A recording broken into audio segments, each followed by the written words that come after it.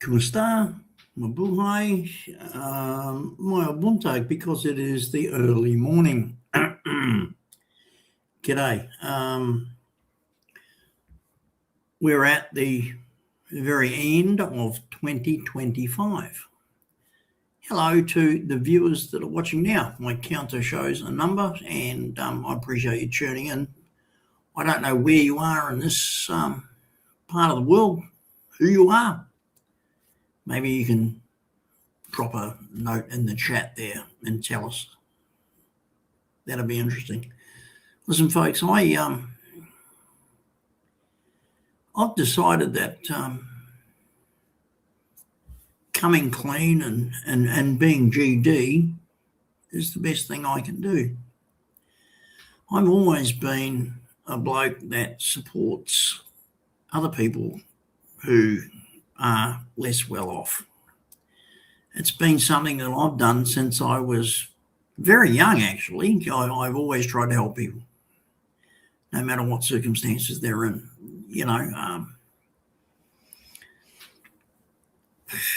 Over the years, I've been very conscious of the fact that there are other people out there that don't have what I have, or can't accrue what I've accrued. In other words, nice cars, houses, things like that.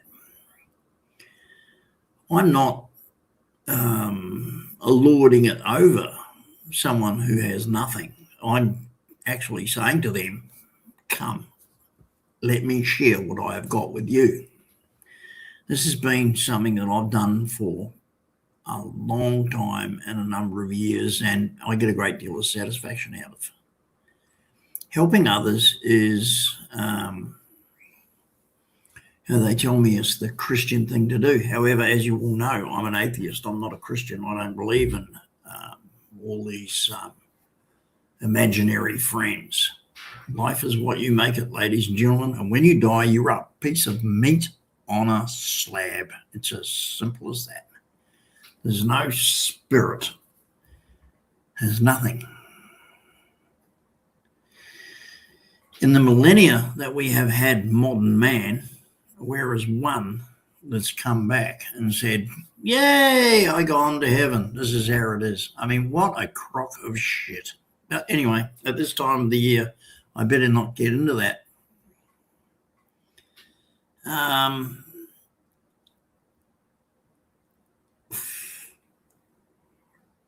Recently, I have come across a young bloke who lives on the whole and who has an internet channel.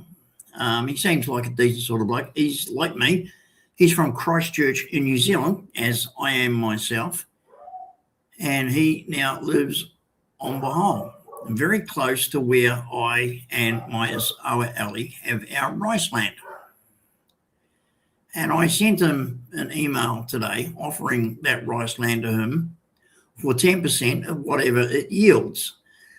Now, I've done this with a number of Filipinos over time, and they've all seemed to think that it's just some sort of scam or some sort of rip-off. No, ladies and gentlemen, I have 2.5 hectares of rice land in one of the best rice growing areas of the Philippines. I have a DENR, that is the Department of Environment and Natural Resources, and an agricultural department report to say that land that is titled in my Asawa's name is some of the best rice producing land in the Philippines. Anyway, it is capable of bringing in 2 crops a year. I've told this to you people many times. And many times I just seem to get some sort of, negativity. I don't know why. I'm offering people a shitload of money. I'm offering them a shitload of money to take it on. I've offered so many people this opportunity, it's not funny. And they all think it's a scam. I have no idea why.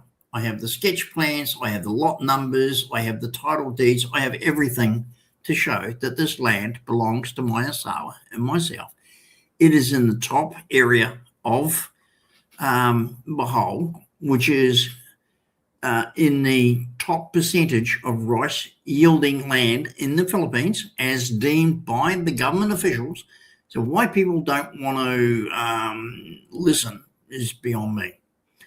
There are so many stupid people out there that listen to idiots instead of listening to people like me who can give you the facts. I can give you the facts. But no, go into the comments and listen to the idiot, unnamed, anonymous trolls talking shit who say it's all crap. I mean, seriously, ladies and gentlemen? Seriously? Yet a bloke like myself who lives in a beautiful home in Australia, who owns productive rice land in the Philippines that's not being used to its potential, who's offering it to somebody for 10% of the yield. Now, people say, oh, it's got to be a con. It's got to be a scam. He's only asking for 10% of the yield. And I'm saying, well, no, it's genuine. Spartan Storm, thank you so much for chiming in. Thank you. Merry Christmas to yourself and your family and friends as well. And if you have any family and friends on Bohol, then I'm willing to offer the same deal to you. Now, our rice land covers 2.5 hectares. It's in one of the, it's in kind of a basin connected, and everything around us is also rice producing land. There's no other, it's not like it's on its own, it's not separated. It is in this huge valley, and everything around it is rice producing. Maybe I haven't explained this previously. We had a DENR, which is the Department of Environment and Natural Resources, report, and they sent the agricultural department people out there who understand all this and gave us a report. And it said that this is within the top 10% of rice growing land in the Philippines. It's the best place you can grow rice. And it is incredibly productive. The land, the soil, the ground, everything is just so freaking good. So anyway, we have placed ourselves private farmers on that land, as you know, over time, and every one of them has robbed us blind. The first one we put on there, and we paid everything for. We paid for the seed, we paid for the sowing, we paid for the harvesting, we paid for everything, the threshing, the drying, we paid for everything. A second, taking it to the market, we paid for the lot. Oh, it all got eaten by the birds. It all got eaten. It all got blown over in a typhoon. Now, this family, we took off, basically, we took them off the streets. They had nothing. They were complete and utter total squatters with nothing. Funny how after coming and working on our rice land that produced nothing, their daughter graduated from the best college in Tagbilaran, isn't it? But you see, ladies and gentlemen, for me to call Filipinos a thief, that will get people angry with me. But the fact of the matter is, if you're a foreigner and you own a business and you are not there standing over them 24/7, they will steal from you. And that is the absolute, utter and total blunt truth. And if you don't like it, tune out, go and listen to somebody else. Go and be a dumb foreigner elsewhere. The fact of the matter is, a Filipino, I don't care who they are, will steal from you if you're not there to stop them stealing from you. And if you don't like that, then you are an idiot and know nothing. Anybody, I don't see anything in comments.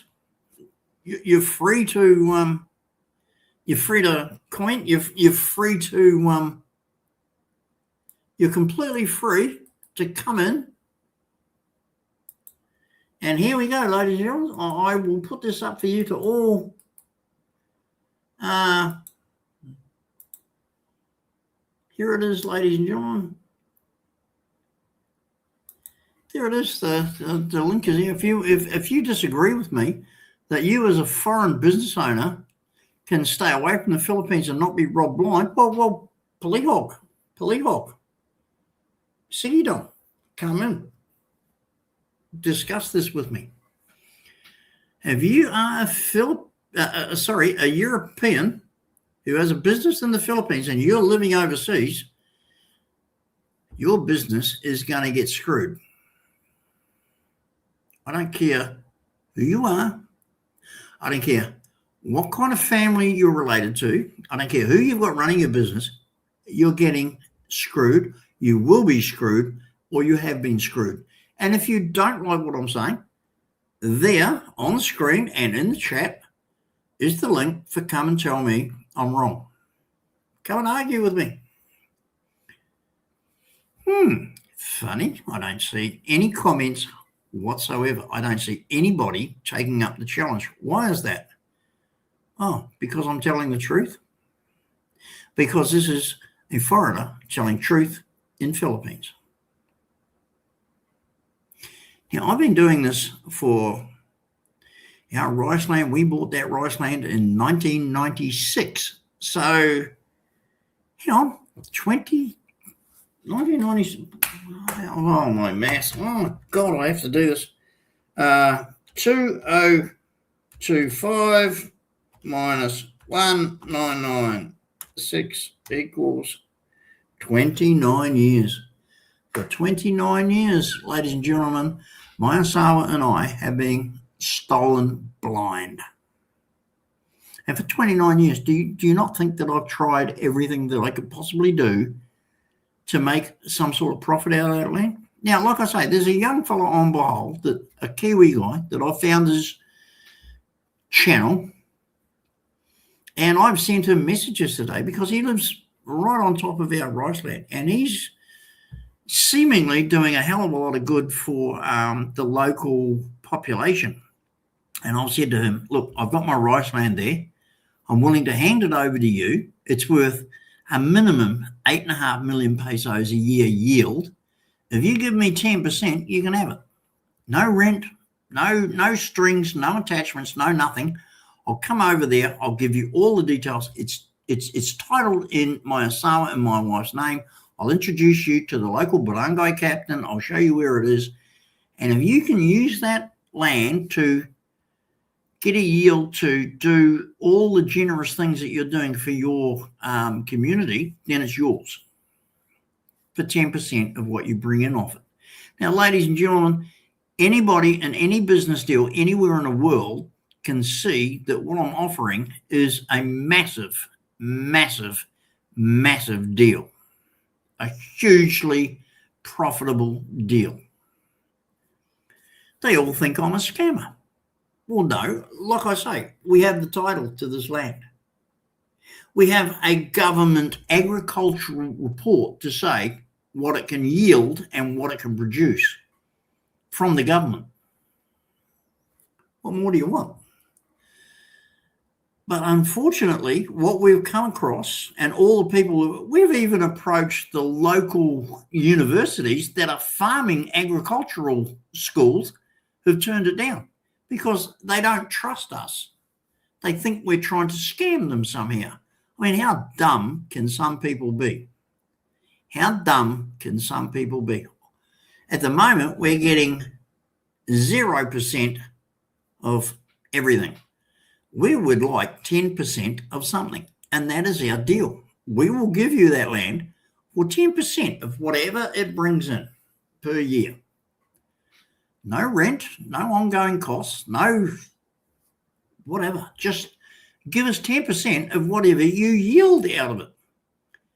Who in their right minds would turn down a deal like that?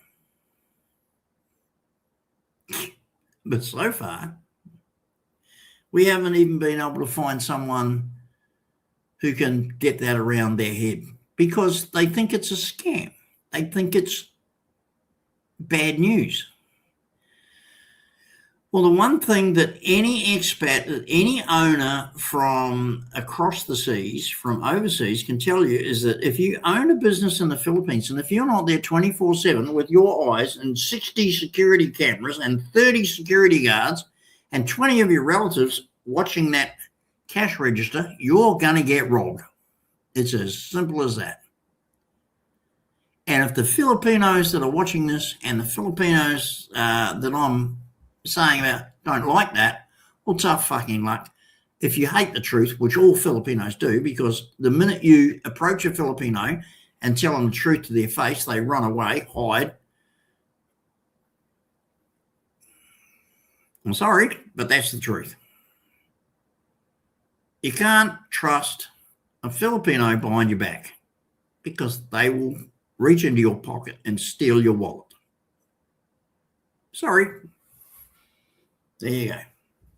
And if you don't like those facts, be a white man, be a Westerner, and go to the Philippines and offer a Filipino a business opportunity while you're back in the States or in Britain or in Canada or in Australia or the US or wherever, and see what happens to you.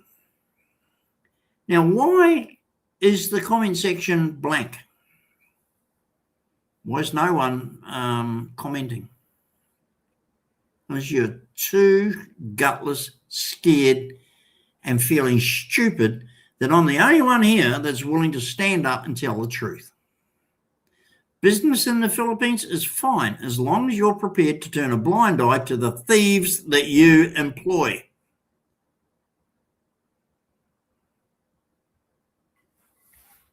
Okay, change the subject. I'm going to the Philippines shortly.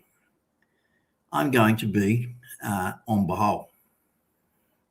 I'm going to show my travels around Bohol. There you go, Spartan Storm. Well, I've got a government report, Spartan Storm, from the DENR and from the Department of Agriculture, and they tell me this is a government survey. And they tell me that this rice land that we have can produce 2 crops per year, and each crop is capable of producing 450 50-kilo sacks of rice. 450 sacks of rice, each sack of rice will weigh 50 kilo. That is what they're saying this land will yield if it's done properly. Okay? And the local farmers are doing exactly that. So that equates to when we first took this out. I think this was around 2006. That equates to 8.5 million pesos at the values of those days. Now, what's it worth now? A hell of a lot more. So Spartan Storm, the kilos it can produce is not, back in 2006, when we had the DENR and the agricultural survey done of this land, they gave us a written report that their summation was, and their absolute intention about the capability of this land was that it would have 2 crops a year. Each crop would produce 450 50-kilo sacks of rice. So that's 950-kilo sacks of rice per year. Do the math. It's well over 8 million pesos now. Okay, you've got your costs. Of course you do. You don't do anything for free. But you take out your costs, you're still going to be many, many, many millions of pesos in profit. Many millions of pesos in profit. I can't do it because I'm not there. I live in Australia. It's my land and my Asawa's land. And we own it. It's titled in our name, but we are quite capable of putting it out in contract to someone who will work that land and give us 10%. Now, maybe it is not going to earn whatever, But whatever it earns, all we're asking for is 10%. We're not saying to you, give us X amount of rent per month. There is nowhere in the Philippines that happens. And that's why they're wary of us. That's why they think we're crazy. That's why they think we're loco. And that's why they think it's a scam. Because we're decent, honest, generous people who are willing to give somebody a go to make as much money as possible. And all we want is 10%. Because get it through your fucking dumbass motherfucking heads. 10% of something is worth a whole lot better than 0% of nothing. And this is what people can't understand. That people like me, who are not greedy, I'm not greedy at all. This is the best fucking deal that anybody on Bahal is ever going to get. We offered it to Taliban Polytechnic, and they turned it down. They said, oh, it's an hour away. It's too much trouble. Are you serious? Are you serious? I couldn't believe it. I couldn't believe it. Because they're involved with Brian Smith. They're involved with Boss Hogg. They're thieving, lying cunts who want everything given to them on a plate. They're not going to work for it.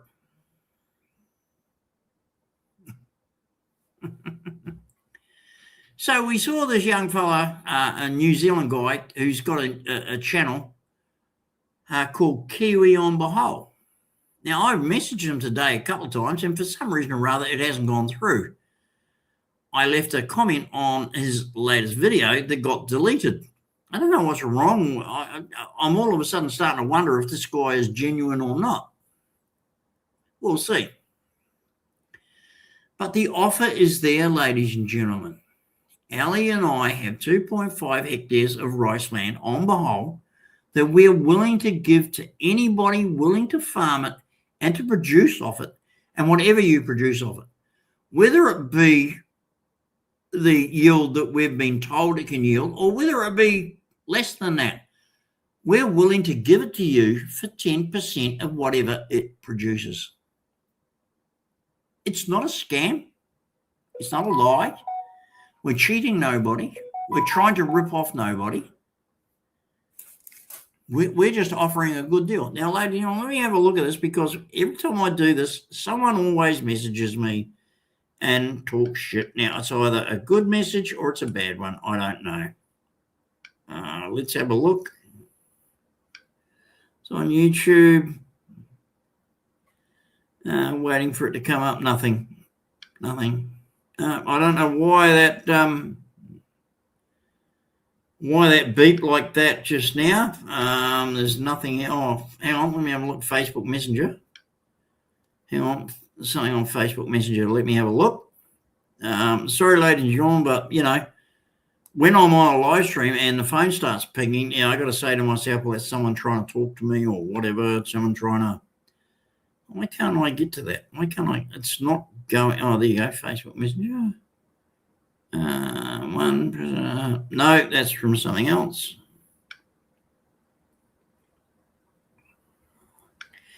Okay, I'm sorry about that. It was a completely erroneous, different thing. But, ladies, what can I say?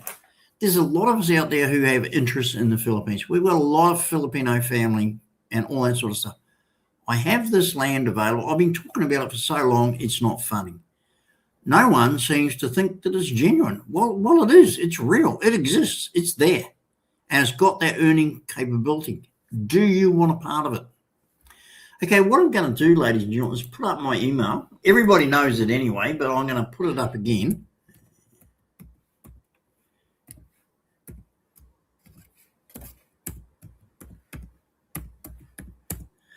Okay, so there you go, ladies and gentlemen. Let me put it up on the screen. It's in chat now. If anybody out there is interested in a massively good deal in the Philippines on the island of Bohol to raise rice, to grow rice, for nothing more than a promissory note from you to me for 10% of whatever you make out of it.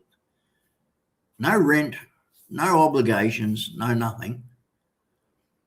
give me 10% of whatever you make. Whether you make what I say you can make or whether you make even less, I don't know. You might be a bad farmer. There's my email address. Contact me. If people out there cannot understand the premise of I'd rather have 10% of something than 100% of nothing, and fuck me, then Jesus Christ, give me a break. Give me a break. Oh, by the way, ladies and gentlemen, the sustenance for the night is the Suez News. Obviously, we have a stubby holder to keep it cool. The Pinot Noir that I had earlier, that's finished. Nothing worse than an empty wine glass, is there?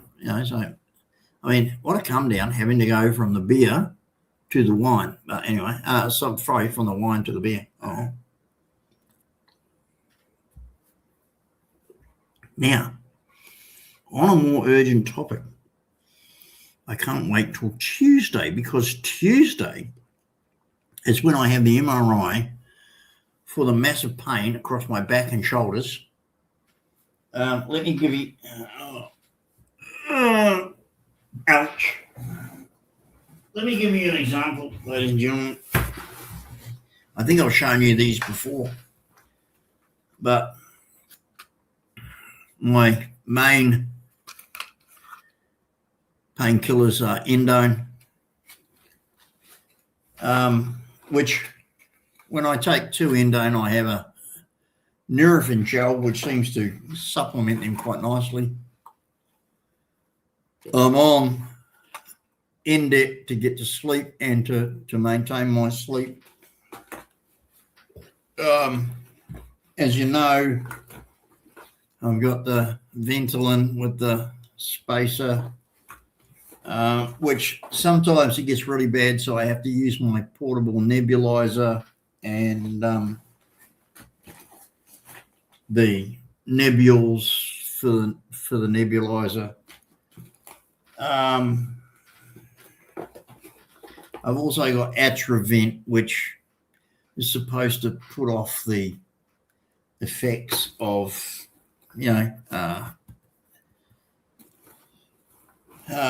But, and then I have Targin, which I take morning and night, which is a 12-hour slow-release painkiller. So, to be quite honest, ladies and gentlemen, this is very naughty of me. Very, very naughty indeed, because, if my doctor knew that I was taking all those drugs and having a few while I'm taking them, I think he might be quite angry with me. But here's the thing.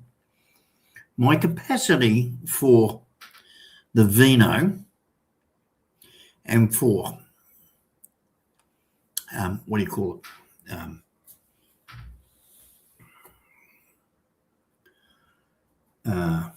What is beer? It's nothing more than fermented hops. So my capacity for the vino and the fermented hops is quite high.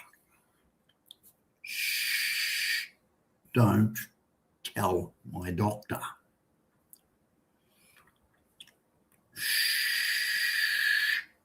Come on, give me a break. I'm honest with you guys. Hey, fair dinkum, give me a break.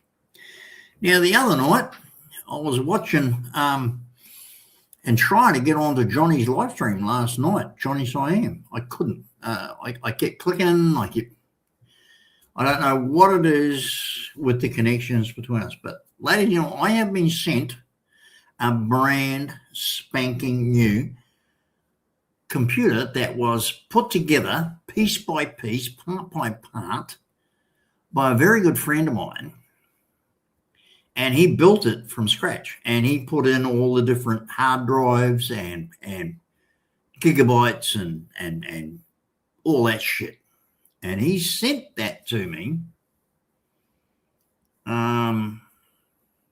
He's going to send it to me. I hope that when it arrives, I can make use of it, because what's happened is it was apportioned to somebody else who's just dropped off the planet. So I don't know what's going on there. He was going to send it to somebody, and we haven't heard from that person for so long. It's not funny. So, as far as I'm concerned, when it arrives, I'm just going to set it up myself. Anyway, when that happens, things will be different on this channel, especially with being able to connect to Johnny Siam and his channel, because there will be a new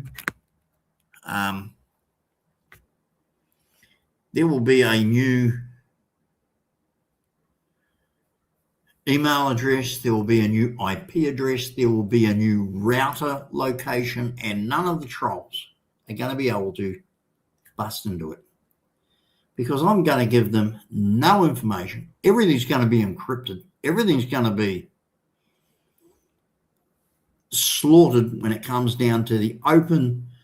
See, before I didn't know, because I didn't realize how bad these troll bastards were.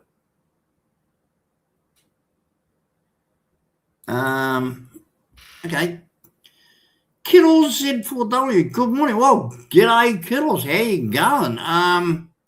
This is an interesting comment you put up here. I got a pair of Red Wing boots for Christmas. Well done, Kittles. I have no idea what you're talking about.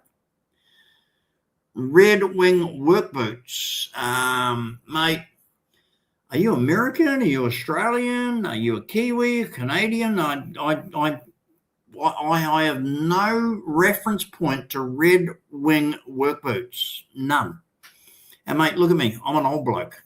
And I've been in the workforce myself over a number of decades, but I do not know what Red Wing work boots are.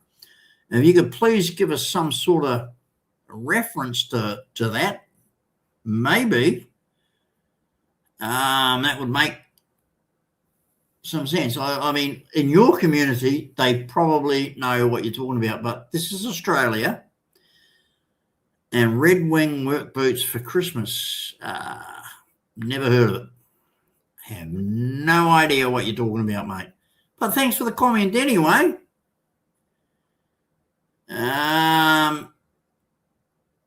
Kittles, trust me, mate. We down under. Down under. Trust me, the minute you came in with that, we knew you were American. We knew that. Amazing, isn't it? But anyway, so they're the Cadillac of work boots. Well, I'll tell you what, mate, down under, we just happen to have, hard yakka and dry as a bone, and we got some pretty switched on bloody work boot companies down here, mate. So they're the Cadillac of work boots. Well, we got work boots down here that would make a Brock Commodore look like shit. But you would never have heard of a Brock Commodore. Not on your Nelly. So there you go. The same as we've never heard of, Kittles. What did you call them? Red Wing? Well, you've never heard of a Brock Commodore. We've never heard of Red Wing. So there you go. Hang on a sec. What have we got here? TGR, Merry Christmas, Mr. M. I suppose that means Mr. Mead. $400 for a pair of work boots. Okay, all right. Well, I think that, mate, seriously, you ought to save up and come down to Australia, come down under, and we'll give you a pair of work boots for $50. That will make your $400 purchase look like, what the fuck did I spend all this money for? Seriously, mate. Aussie labourers on the work site We got work boots you would not believe. I mean,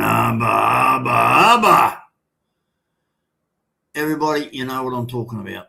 Everybody, you know what I'm talking about. Now, hang on, what's going on here? What's going on here? Tony, where did you go? Tony, where did you go? Look, I'm going back up. Hey, Tony, hey, come on.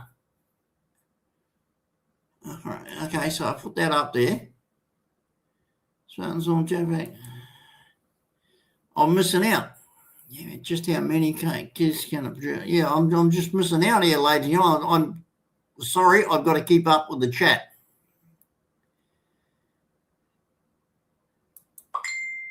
They are the catalog of work boots. Okay, all right. Well, I'm sorry, Kittles, but if you're going to pay $400 for a pair of work boots, you need your head read. You need your head read. There's no way we're going to pay $400 for a pair of work boots. You know? Okay. Now that you are completely right. I absolutely, totally, 100% agree with you, but not the $400.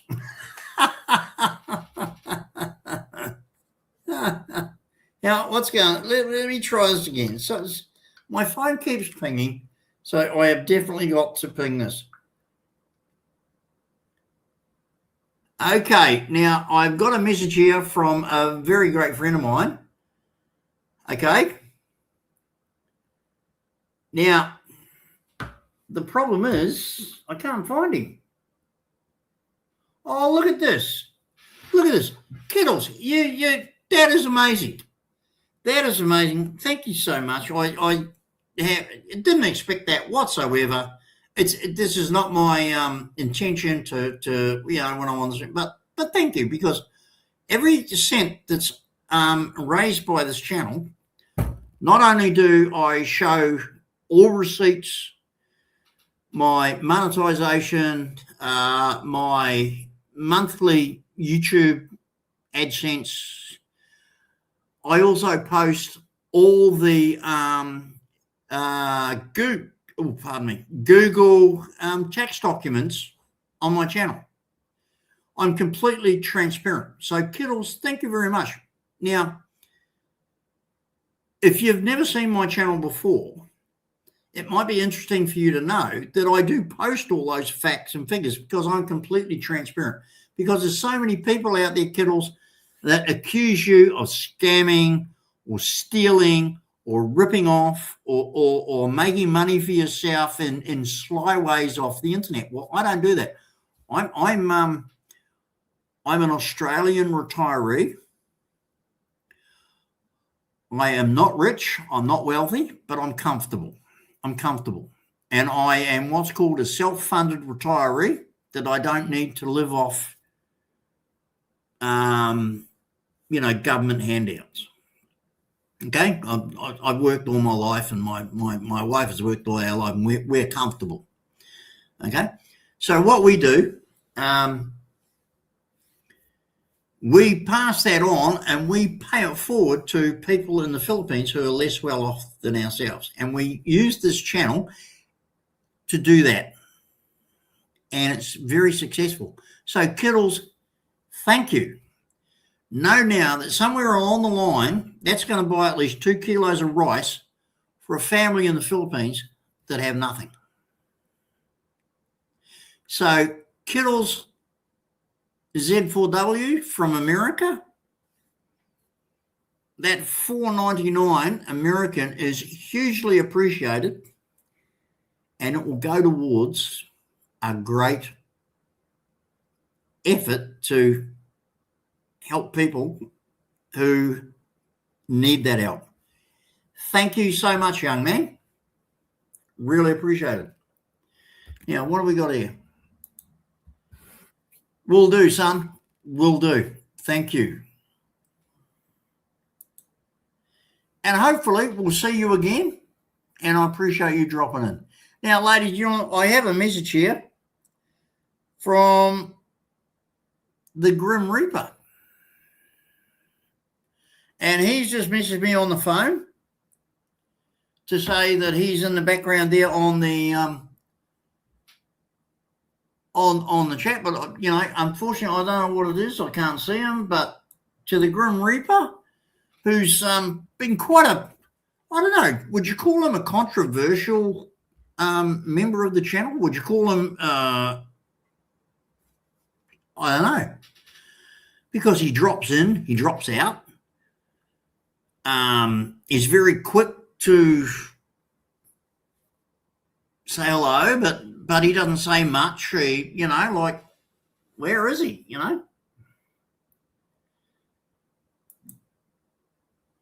Well, there you go. Go help people. You're a good man. Kittles, whoever you are from the United States, thank you. Yeah, thank you, really.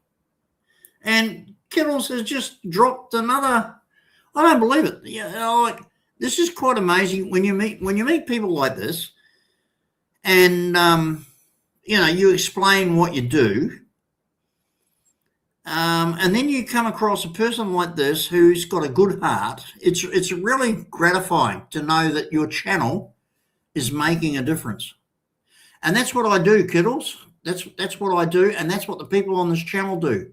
If you go back over my videos, you will see that we provide a great deal of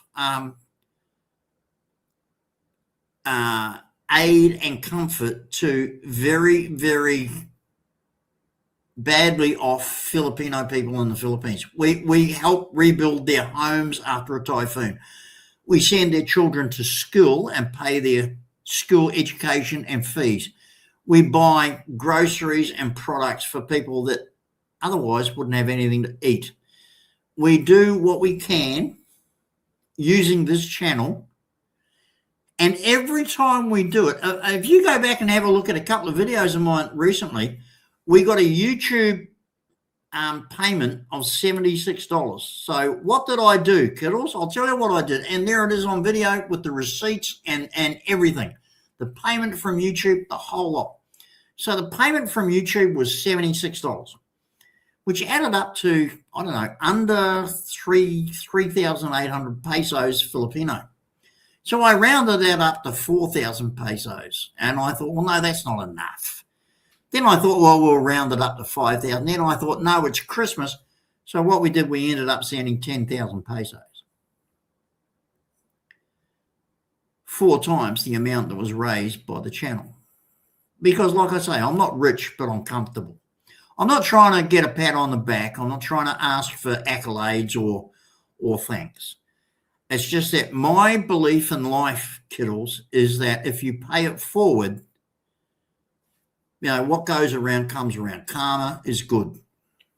And I believe that by doing good things for other people, my karma is going to be good. I wish it would be good in my health, because my back is killing me. But overall, Kittles, I am so grateful for this channel. It has introduced me to an amazing number of people, yourself included, who help others. And that's the name of the game. If we all spent 5 minutes a day helping others or being nice to others, what a great place this planet would be. Pay it forward is my creed. Pay it forward is what I believe in. And so do a number of people on this channel that have come to see me as their friend. And I'm so grateful for that. Kittles, you would not believe the great number of people I've met on this channel. They've been guests in my home, even from your mighty country, the USA. Yeah, you mightn't believe this, but I opened my home to anybody who wanted to come here. And I told them, if you get a round trip ticket to our country down under, I will pick you up from the airport and I will bring you to my home and I will host you. I've got a really nice home. I don't mean to be rude or crude or stuck up or arrogant, but I do have a nice home. And one gentleman from just south of Los Angeles in California took me up on the offer. And he arrived at Brisbane Airport even after all his friends said, don't be stupid. It's a con. It's a scam. It's stupid. No one's going to be there. But there I was, and I picked this gentleman up. His name was Jeffrey, just like me, but his name was spelled with a J. My name Jeffrey is spelled with a G. Now this guy, we're still in contact today. I don't have as much. We don't talk that much, but we do talk regularly. And I wish that I could see him more often and speak to him more often. But Jeffrey from Half Moon Bay in California, wonderful guy, came and stayed in my home. We hosted him while he was here. He couldn't believe it. He says, I'm a complete stranger, but you bring me here to your home and you put me up, you feed me, and I've got a beautiful room and your house is really nice and you're looking after me. He says, why? I said, well, why not? You know, anytime you want to come down under Kittles, you get the same value deal. Yourself a round trip ticket to Brisbane. Once you step off the plane, it's not going to cost you a penny till you get back on that plane. I'll pick you up. I'll host you. I'll take you anywhere you want to go. I'll feed you. I'll clothe you. I'll look after you for the entire time you're here, as I have done for a number of people. And they all go, who is this guy? I'm just a bloke. I'm just a bloke who loves meeting people, who loves personal interaction with good people, and I'm quite happy to be friends with them. Huh? Now, who we got here? I have a spanned TGR00. Oh.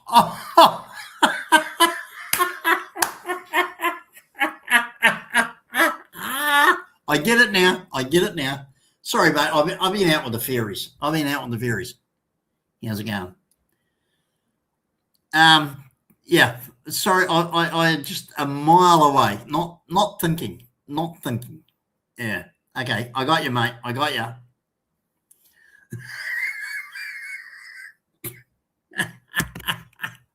Now, lady, you know what? That's a private joke, but it's a very special private joke between myself and an amazing person that is really dear to my heart. And we have a special kind of relationship, a weird kind of relationship, as you're imagining. But there you go. So TGR 000, hey, mate, love you, and I hope that we can see each other shortly. I hope that you'll be available to, come up to and see us in New South Wales from your location. That would be just absolutely fantastic if you can arrange that and if you can make that possible. And we can have a lot of fun together. That'll be really good. Listen, lady, for me, something like that from a person, I believe that this is the first time Kittles Z4W has come to the channel. So for him to say something like that, go help people, you're a good man, makes me feel really humble. Makes me feel really, really good. It makes me just realize that what we do on this channel is worthwhile. It makes me realize that we are good people. If we can get to someone like Kittles Z4W in a short space of time to say things like that, imagine how that's going to have an ongoing effect. And now Kittles has gifted this channel $15 tonight. There's the first gift. And there's the second gift. Now, if you add that up, ladies and gentlemen, that is $15. Now, you don't do that if you're not,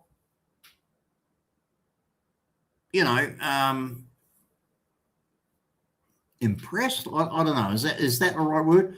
Or if you're not interested, or if you're not feeling serious. And for people like that to do that for me, I mean, I know. Look at me. You all know I'm as rough as guts. But you all know that I'm completely transparent. You all know that whatever money comes into this channel, not only do I pass that money on, but I add a shitload of my own and pass that on with it. But I also pass on the receipts. I also show you the Google deposits. I also show you the Google tax documents. So, everybody here who knows that when there's any kind of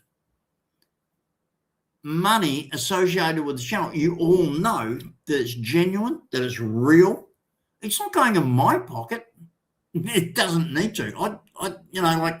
I'll give you an example tonight, ladies and gentlemen. I spent $256.73 with Temu.com on t-shirts and flashlights and all sorts of little bits and pieces that $273 means nothing to me. It's just, I don't need to scam people for $10 and $5 and $20 here. I don't need that. I got plenty of my own money. You all know that. I mean, like my glasses here. My glasses, $1,009. Just for my glasses. I mean, seriously, folks, I don't need to scam people for money. I live quite nicely on my own. If you work for yourself for over 40 years and you don't end up owning your own home, and remember, we own this beautiful home and your own vehicles and all sorts of stuff. I have no credit cards, ladies and gentlemen. I have debit cards only. I don't believe in credit cards. They're a trap. If you've got a credit card, pay it off and throw it in the bin. Cut it up and throw it in the bin. If you can't live off your own money, do not, for God's sake, go into credit on a credit card.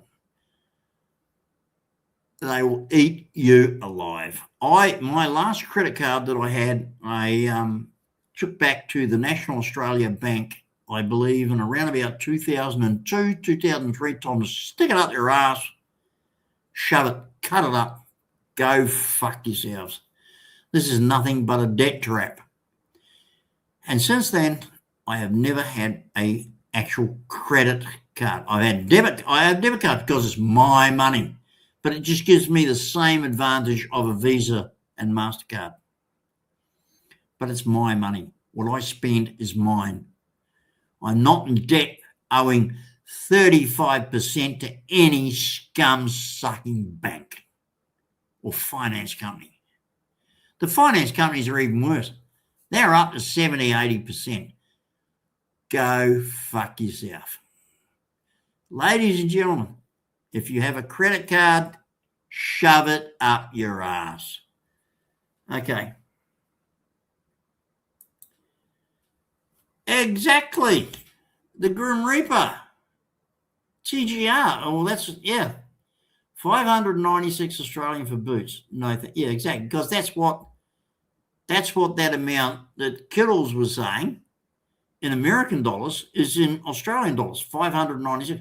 Now, ladies, I worked in the industry, over years before I retired, and I've had amazing work boots.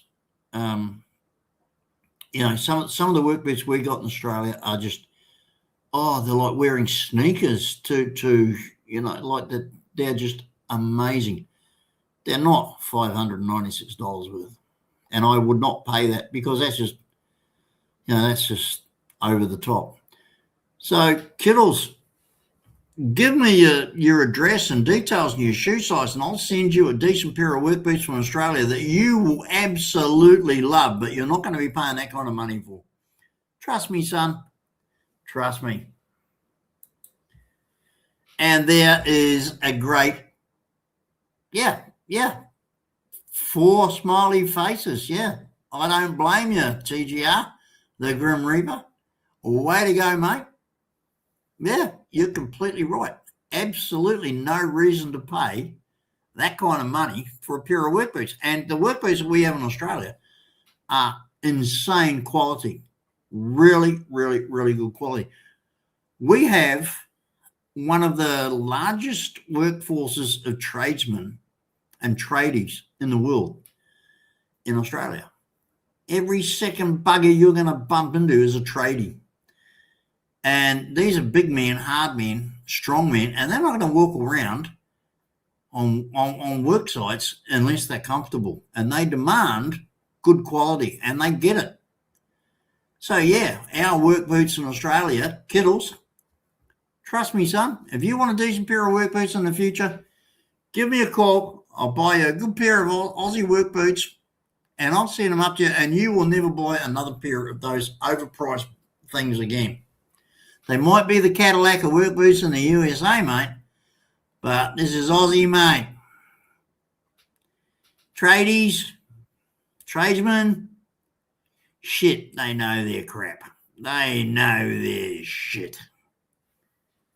Okay, Michael, you bloody beauty. Hey, ladies and gentlemen, welcome to Michael. As you all know, ladies and gentlemen, Michael is the right arm of the channel. He's always been a huge, massive supporter of the channel, and has always helped me out. So lucky that he's available to come in and say, all right, Michael, if you want to join the panel, let me do this again for you, son. I've always had a soft spot for Michael. He's always been a mate. Where are we?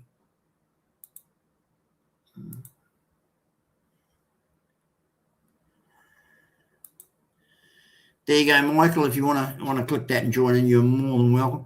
The same as ladies and gentlemen, the Grim Reaper. Now that guy is he's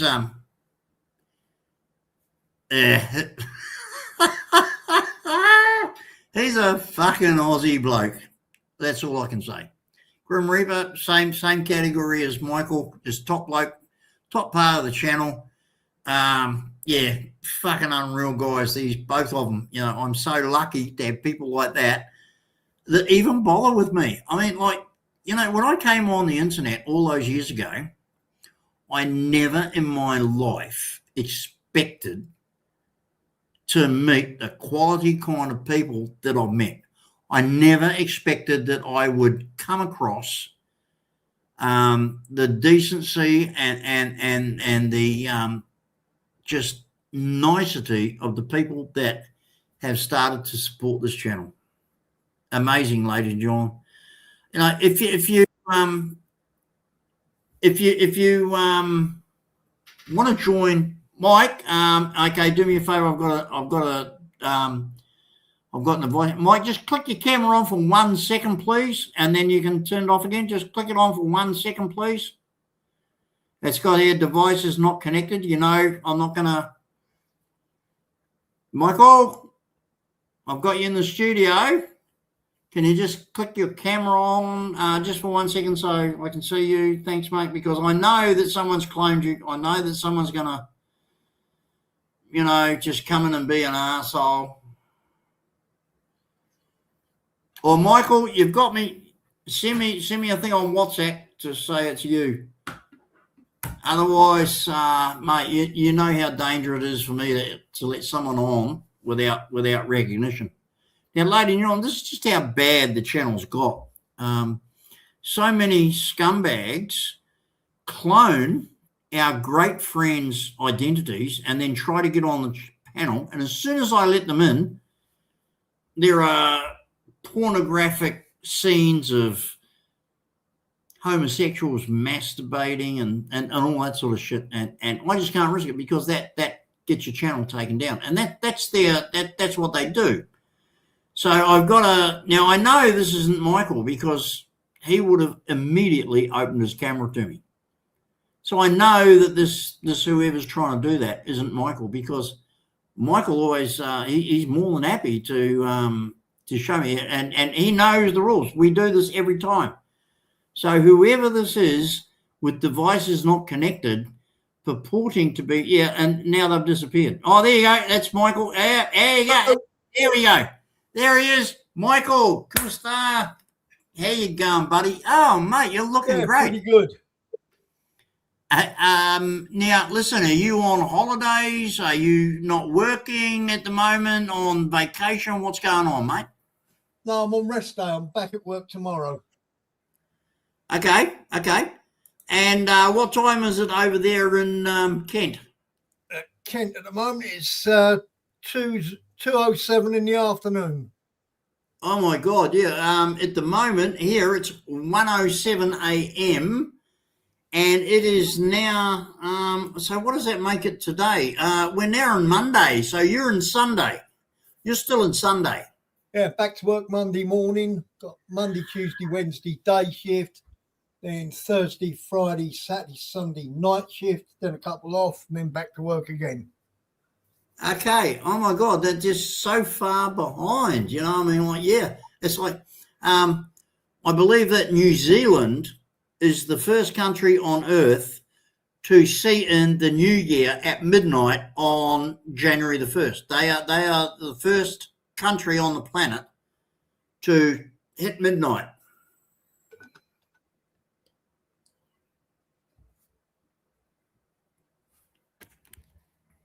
I don't know. I'd have to look into that. I always thought where the Greenwich Mean Time line is. I thought us in the home country got it first. No, it's New Zealand, mate. They're the first ones on the planet to actually receive the first light of yeah. Well, you know, well, that's what I've always understood since I was a little boy, and over the years, I can remember seeing that on the news, and you know, every time it comes up about New Year's Eve and who gets to be the first city to celebrate New Year's Eve, it's always New Zealand. Yeah, I mean, let's face it, that little bastards right down at the bottom of the world, on the arse end of the world, who get kicked in the arse first by the sun. I mean, you know, yeah. So, how are things up your end, mate? Big celebrations and everything for Christmas in Kent. You know, Sadiq Khan isn't coming down there taking away your Christmas trees. No, I don't believe he's got the guts to come down here. If he come down here, someone would slot him. I saw some videos recently of Tommy Robinson. Tommy Robinson's a hero down in Australia. We love the guy. What do you think of Tommy Robinson? Tommy Robinson? Yeah, he's okay. I don't dislike the man because I don't know him. I agree with some of his views, and then again, I disagree with some of them. But then again, that's the same with most people. You can't agree with everybody all the time. Down under, we hear that Keir Starmer is nothing but dog meat. Would that be about right? To be quite honest,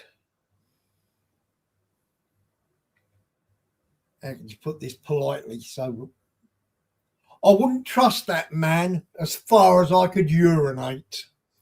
That man is a gutless, deceitful, lying turd. Well, he's not even a turd. A turd comes in useful sooner or later as fertilizer. I mean, he's got the personality of a bloody jellyfish and the spine. Gutless.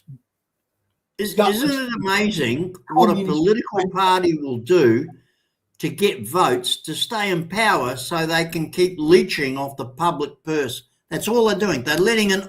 They're deliberately bringing in a certain class of immigrant and saying to them, well, here, we'll give you this, we'll give you that, we'll give you the other, knowing damn well that, hey, because we did it, they're going to vote for us. So they can keep getting these massive parliamentarian salaries, these massive parliamentarian perks, these overseas trips, these massive perks. That's why they're doing it. They don't give a fuck about you. They don't give a fuck about their country. They just want to stay on the fucking gravy train for as long as they can. And in the meantime, if that fucks your country, they don't care, because they'll have enough money to go live on some tropical island somewhere when they finally get kicked out. Very true. Mate, And you've got the same down under. We have a prime minister. Sort of PM in Oz as well, haven't you? Yeah. We have a self-confessed prime minister who is self-confessed that he hates Jews, that he's against the Jews, and that he's allowing and not doing anything to stop the hate against the Jewish population in Australia. He's a piece of shit. He's a cunt. I'd spit in his face if I ever came across him. In fact, no, I wouldn't spit in his face. I'd smash him in the fucking head. He's a piece of shit. And that's the Prime Minister of Australia. We hate him. The calls for him to resign and get out because he is a cunt, a cunt, a cunt. And that's, that is so sad that in Australia in 2025, we have a man in power who is nothing but a low dog cunt. Well, apparently, over here now, Keir Starmer. Yeah, mate, it's fucking unbelievable. It's fucking unbelievable how someone can do that. Like how he can. Well, we're now getting video images of him from 20 and 30 years ago, pro-Palestinian, anti-Jew, where he's attended university speaking out against the Jew, speaking for the Palestinians. This guy's supposed to be a prime minister when he's obviously prejudiced and obviously racist against certain people. That is not the office of a prime minister. That is the office of a cunt. And that's what I call Albanese of Australia. I call him a cunt. Because that's what he is. That's what he is. And I don't care. If he doesn't like it, fucking resign, you cunt. Now, here's the different thing. Now, if this was England, I'd have cops knocking on my door now. You're not allowed to say anything on your UK media there. They come and lock you up. Yeah, for fuck's sake. They will never try that in Australia because every bogan and his dog will fucking shoot down the cunt that comes and tries to enforce any shit like that.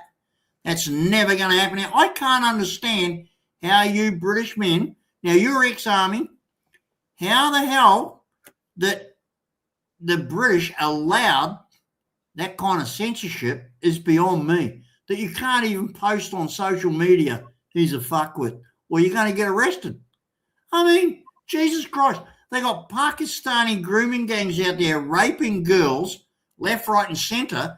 But if you go on social media and say, I disagree with the Pakistani grooming gangs raping girls, you get arrested, but the Pakistani raping gangs, they walk free.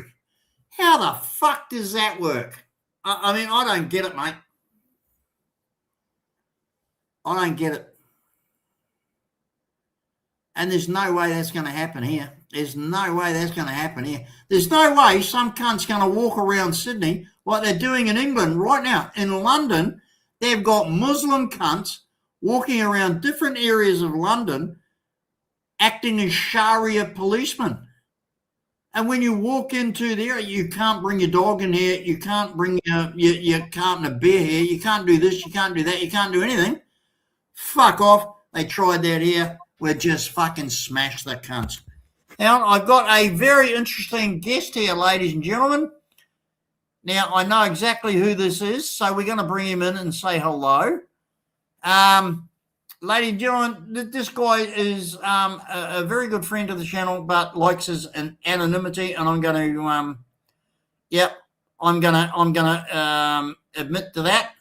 So, do you want to keep that camera on, TGR, or do you want to turn it off? What do you want to do? I'll bring you into the stage now. Michael, please do not divulge the identity of this person, okay? Yeah, no worries. Okay, so here we go, ladies and gentlemen, the Grim Reaper. How you going, mate? Good. How are you? Yeah, really good. It's a bit late at night for you, isn't it? I thought you'd be in bed by now. Doing night shift. Somebody's got to pay the taxes to pay for all the incoming people into Australia. Yeah, same in So the UK as well. You and Michael are keeping me on my toes, I see. Okay, fair enough. I appreciate that. So Jeff, shut the fuck up. How did your Christmas go? How did what? I said shut the fuck up. How did your Christmas go? Very quiet, mate. I spent. I was in Christmas. I was in bed till 7 p.m.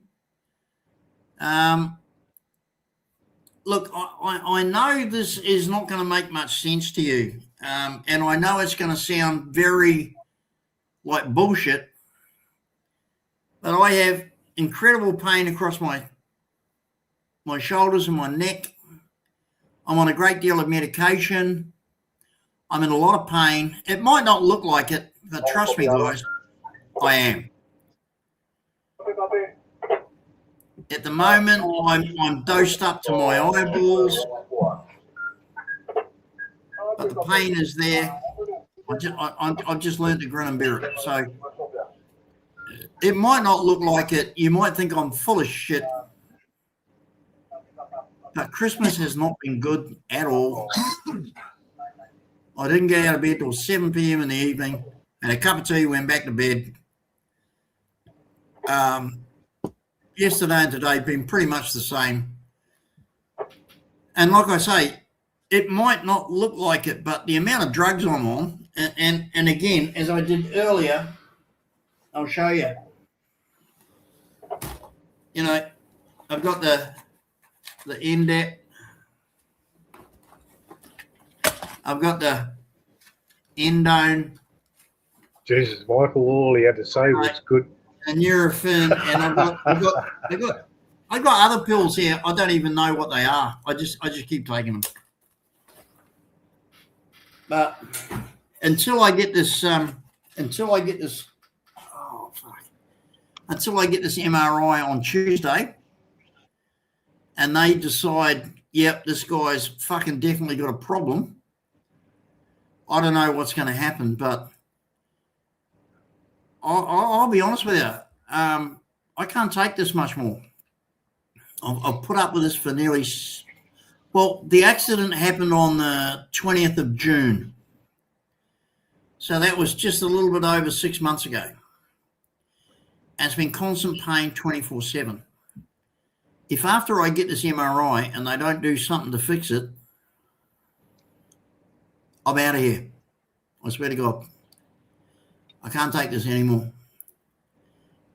24/7 pain is not something you can live with without going. I'm going friggin' nuts.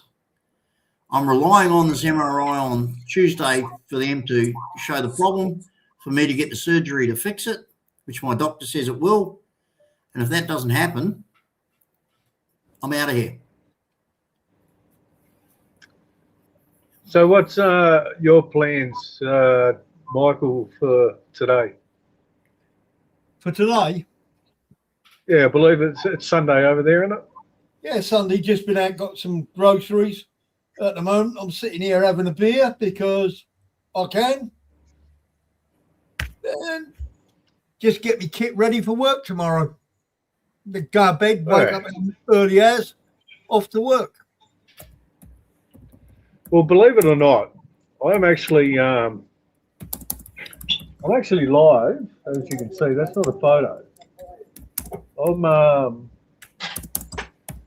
800 meters underground in a mine in PNG, and the internet I've got here is better than you'll find in the Philippines. Believe it or not. Yeah, that's true. Yeah, so I just sort of come on and say a quick hello before I start this machine up again and get back to work. Listen, wherever you are and whatever you do, you're always going to be my mate. I really appreciate the fact that you bother with this channel and take the time to come in and say hello. Everybody out there, Right. you know, Jeff, one day, Jeff, thanks for that, but I'm just bored, that's all. I got nothing else to do. One day, folks, I might get the opportunity to give you the details, but until then, just trust me that the Grim Reaper is a lifesaver, and what a chalk and cheese that is, eh? What a chalk and cheese that is. The Grim Reaper is actually a lifesaver.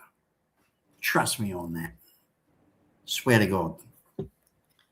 Yeah, but you're not talking, Jeff, you're not talking the sense of a physical lifesaver on the beach, are you? Listen. You've seen me at my bloody worst. Now listen to me at my best. I know how to appreciate someone. Now we've got ladies and gentlemen, we've got two guys on this channel at the moment. We've got Michael from the Garden of Kent, Michael Young from the Garden of Kent, and we've got the Grim Reaper. And I can tell you right now that to this channel, they're the best assets and amazing people that I am so grateful to have come to know through this channel and to be personally involved with and to have interaction with. I can't tell you how gratifying it is. If nothing else happens to me about this channel, A Foreigner Telling Truth in Philippines, it is to make the friendship of these two gentlemen. And for that, I'm extremely grateful. It's made my life better. As simple as that. Trust me, ladies and gentlemen, the internet is an amazingly, it's just an amazingly great thing. And if you can come together on the internet with people like these two that I have, then it just shows you how the world is a very small place, and it's a very, very wonderful place when you can meet the kind of people that you can meet as I have done here. You know, my life's better for these two people. And I don't care if anybody out there goes, oh, shut up, you silly old prick, you're talking shit. Fuck you. These two guys are the best guys I've ever met anywhere. And I'm not shy. I'm not embarrassed. I'm not fucking worried about saying that. I appreciate good. I appreciate nice, and I appreciate generous. And both of these guys have been that. And I want to acknowledge that. And I'm quite happy to say it because I'm a man who is willing to acknowledge my friends. And these are my friends. Thank you, guys. Well, thanks very much for that, Jeff. But in saying all that, look, without YouTube, the relationship that you, me, and Michael have got would never existed. But you've also got to remember too that you're sitting here having a very, very, very nice conversation, and it's a conversation where it is good. But at the end of the day, you've had some fucking terrible, terrible, terrible conversations on the YouTube because of the people that are out there. YouTube works in two ways. It brings people together, but it also pulls people apart. Yeah. Okay. Well, listen. There's someone just. I can't believe this because our contact. I tried to get on to Johnny Siam the other night.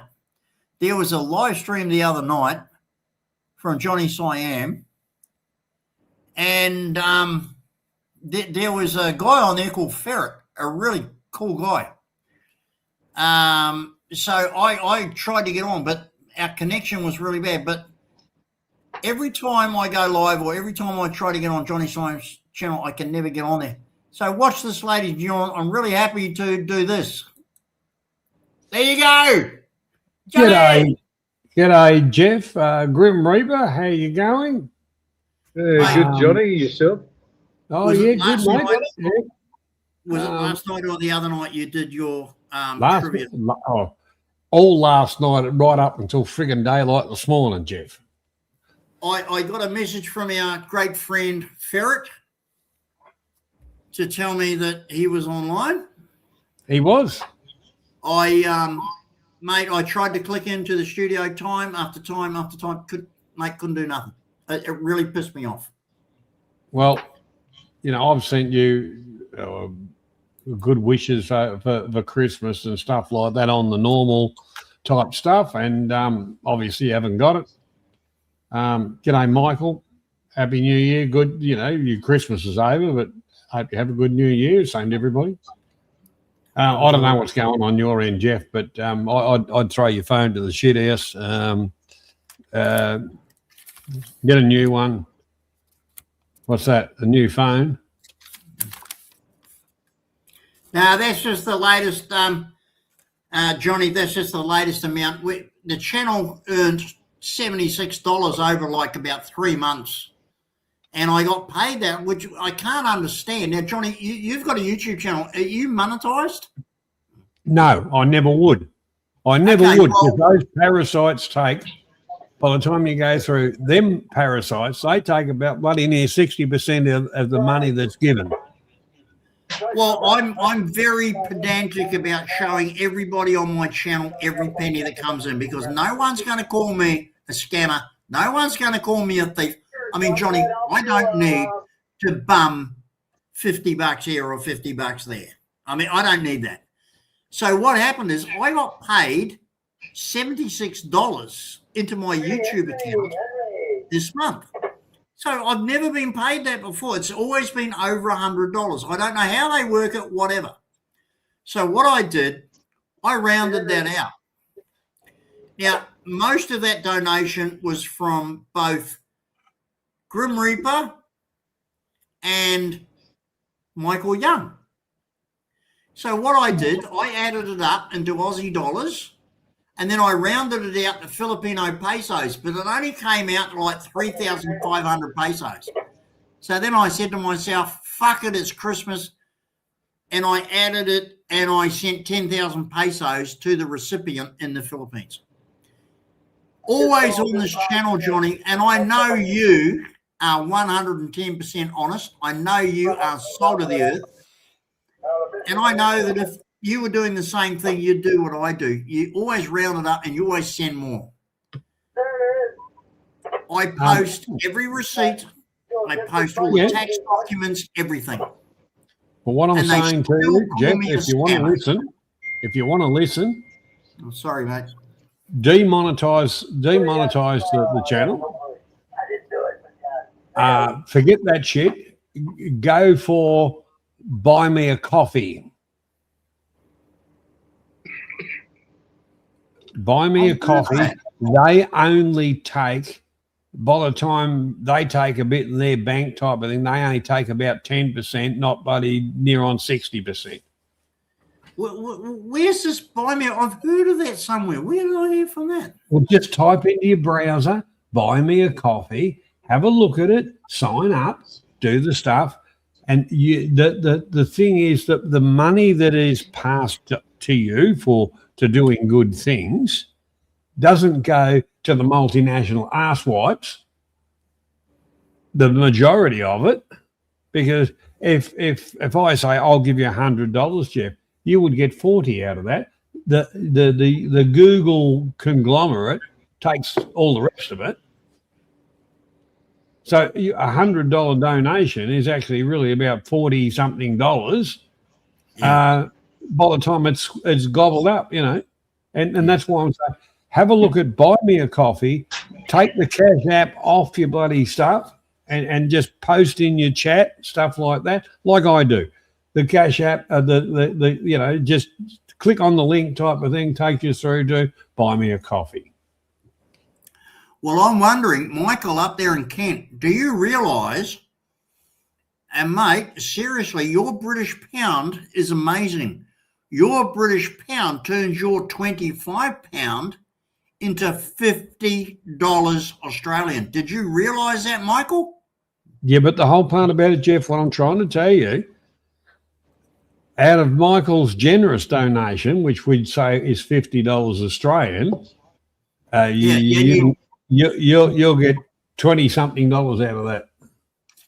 That's why I always make it up. Well, the whole part about it is, let's not make the parasites rich. Go for buy me a coffee, and you'll have more money to do good with than backing up the parasite buddy multinationals and all the rest of it. That's okay, I agree with that.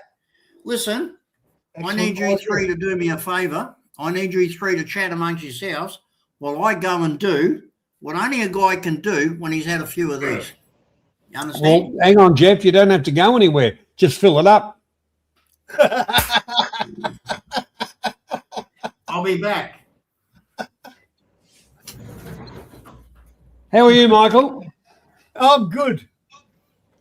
No complaints. Well, apart from our politicians, but then again, we'll always moan about them anyway. Well, the whole part about it, it's about time you took England back, and your weather's shit, so you wouldn't be a happy camper. I'll be happy enough as soon as that Keir Starmer gets kicked out. You haven't got much longer to go to retirement, have you, Michael? 1 year, 8 months. What's the retiring age, Michael, over there? The retirement age used to be 65, which I'm already at. But then some public school boy who's been sucking dicks and taking it up the arse in public schools upped it to 67 there, and 67 and 10 months for myself. Yeah, they did the same thing in Australia a fair few years back. Yeah. Yeah, it's all women's fault. They're all moaning about, oh, we don't get as much pension as the men. We want equal rights. And they turned and said, all right, fair enough, you can retire at 65 and all. Well, the one part about it, when I first... Then they've upped it again. When I first started working, Michael, in Australia, retirement age for women was 50 and 55 for men. It used to be 60 for females here and 65 for men. Every year I worked, the further the goalpost got apart, then they went, oh, well, we can't be sexist. It's 67 for everybody. Yeah. Well, I retire at 66 and 10 months because I got caught in the in between 65, 67 extension. Yeah. 10 months. You got caught in the bean counter thing. Yeah, I understand that, Michael. And the laugh is the man that made that decision got a big golden handshake from the government, and he retired in his 50s. Yeah. Well, I actually think that politicians should be on the same system as the people, because at the end of the day, why are they elite when they fucked everything up and we're the ones who are going to pay for it? It just amazes me how these politicians think. You think to yourself, well, hold on, this don't make any sense. How the hell can you be doing this? Even a moron do that. There's a growing movement in Australia at the moment. It's been around for a while, but it's slowly getting bigger and bigger. It's all about the tradies standing up and saying, well, you put the age up to 67. That's fine, but their bodies, you get a bricklayer who's laid bricks for 45 years. He can't fucking do that work anymore. So what they're saying is that anybody in the labour industry who can prove that they've been labouring all their life, they want to bring that fucking pension back to 65 again. And that's it is out there. I've seen a few stories on it. Whether the government will look at it or not, I don't think they will, because they're going to lose money. But it only makes common sense that if I'll use a bricklayer. If you're a bricklayer or a concreter or a fucking carpenter or a plumber, and you've been on your tools for 45 years, your body's not fucking there anymore. You can't do the work. And they expect you now to work an extra fucking 2 years. And the labour industry is turning around saying, no, we've had enough of this bullshit. Let's get it back to 65.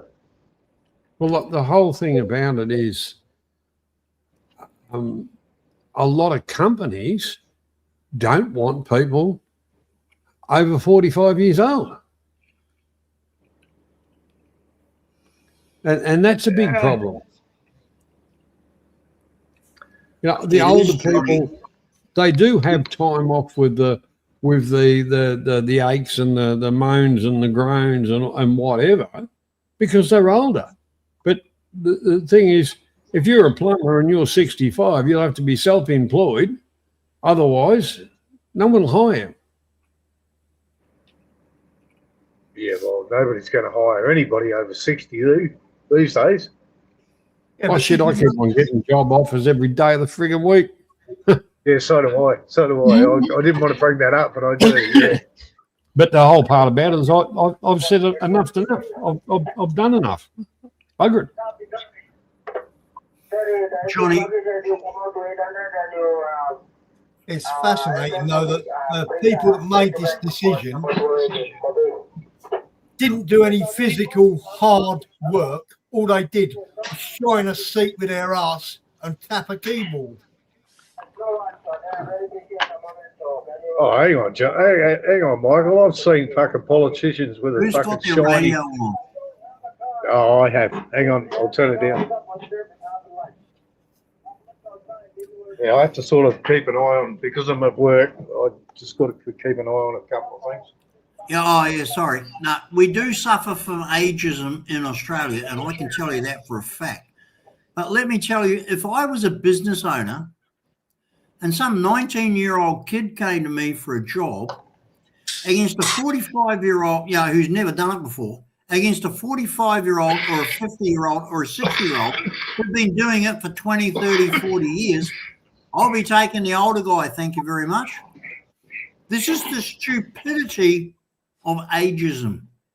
They want to take on a 19-year-old or a 20-year-old because they can give them another 40, 50 years work. But in that 40, 50 years, it's going to be all hit and miss. You take on the 45-year-old, the 50-year-old who's been doing it for longer than that 19-year-old's been alive and knows exactly what he's doing, you're going to save a shitload of money in your business. And this is what the dumb cunts don't realise today. They're just too fucking stupid. Give me a man who knows what he's doing against some 20-year-old kid who's just got out of college. Fuck, it's no contest. But you see, I'm smart enough to know that. Well, you didn't do the HR course, Jeff. Yeah, because it's bullshit, Johnny. You know it and I fucking know it. What makes me chuckle, the company I work for made us do a course on basically sexual discrimination. You know, about you mustn't say this and you mustn't say that. And I'm thinking to myself, what a fucking insult. If one bloke on my team come out with something like that in front of a female, the other guys would turn around and tell him, shut the fuck up, you're out of order. We don't need to be told to behave. We're adults. But then again, with the youngsters coming into the industry nowadays, no fucking wonder, because they're all brain dead. Well, the thing is, Michael, parenting isn't like when we were younger. Society isn't like, because no one is accountable for their actions. The old one was when you were younger, if you had a grizzle and cry moment, your mother would say, stop, otherwise I'll give you something to cry for. Now it's, what do you want? I will give it to you if you shut up. And society's gone that way. They do their grizzle and whinge and they want something instead of giving them the fucking slap that they deserve. Too true. It's like that old saying, spare the rod to spoil the child. Yeah.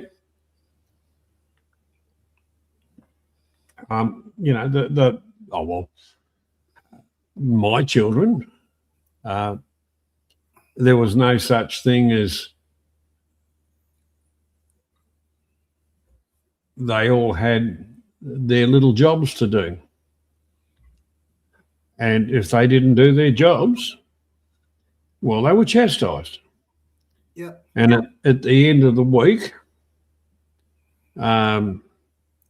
was payday. And the thing is, if one child didn't do what was on their job list, the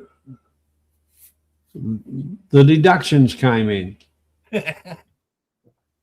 And they learnt very young, don't just think that, put your hand out. If you don't contribute to the family, the household, pull your own weight, in other words, don't hold your hand out.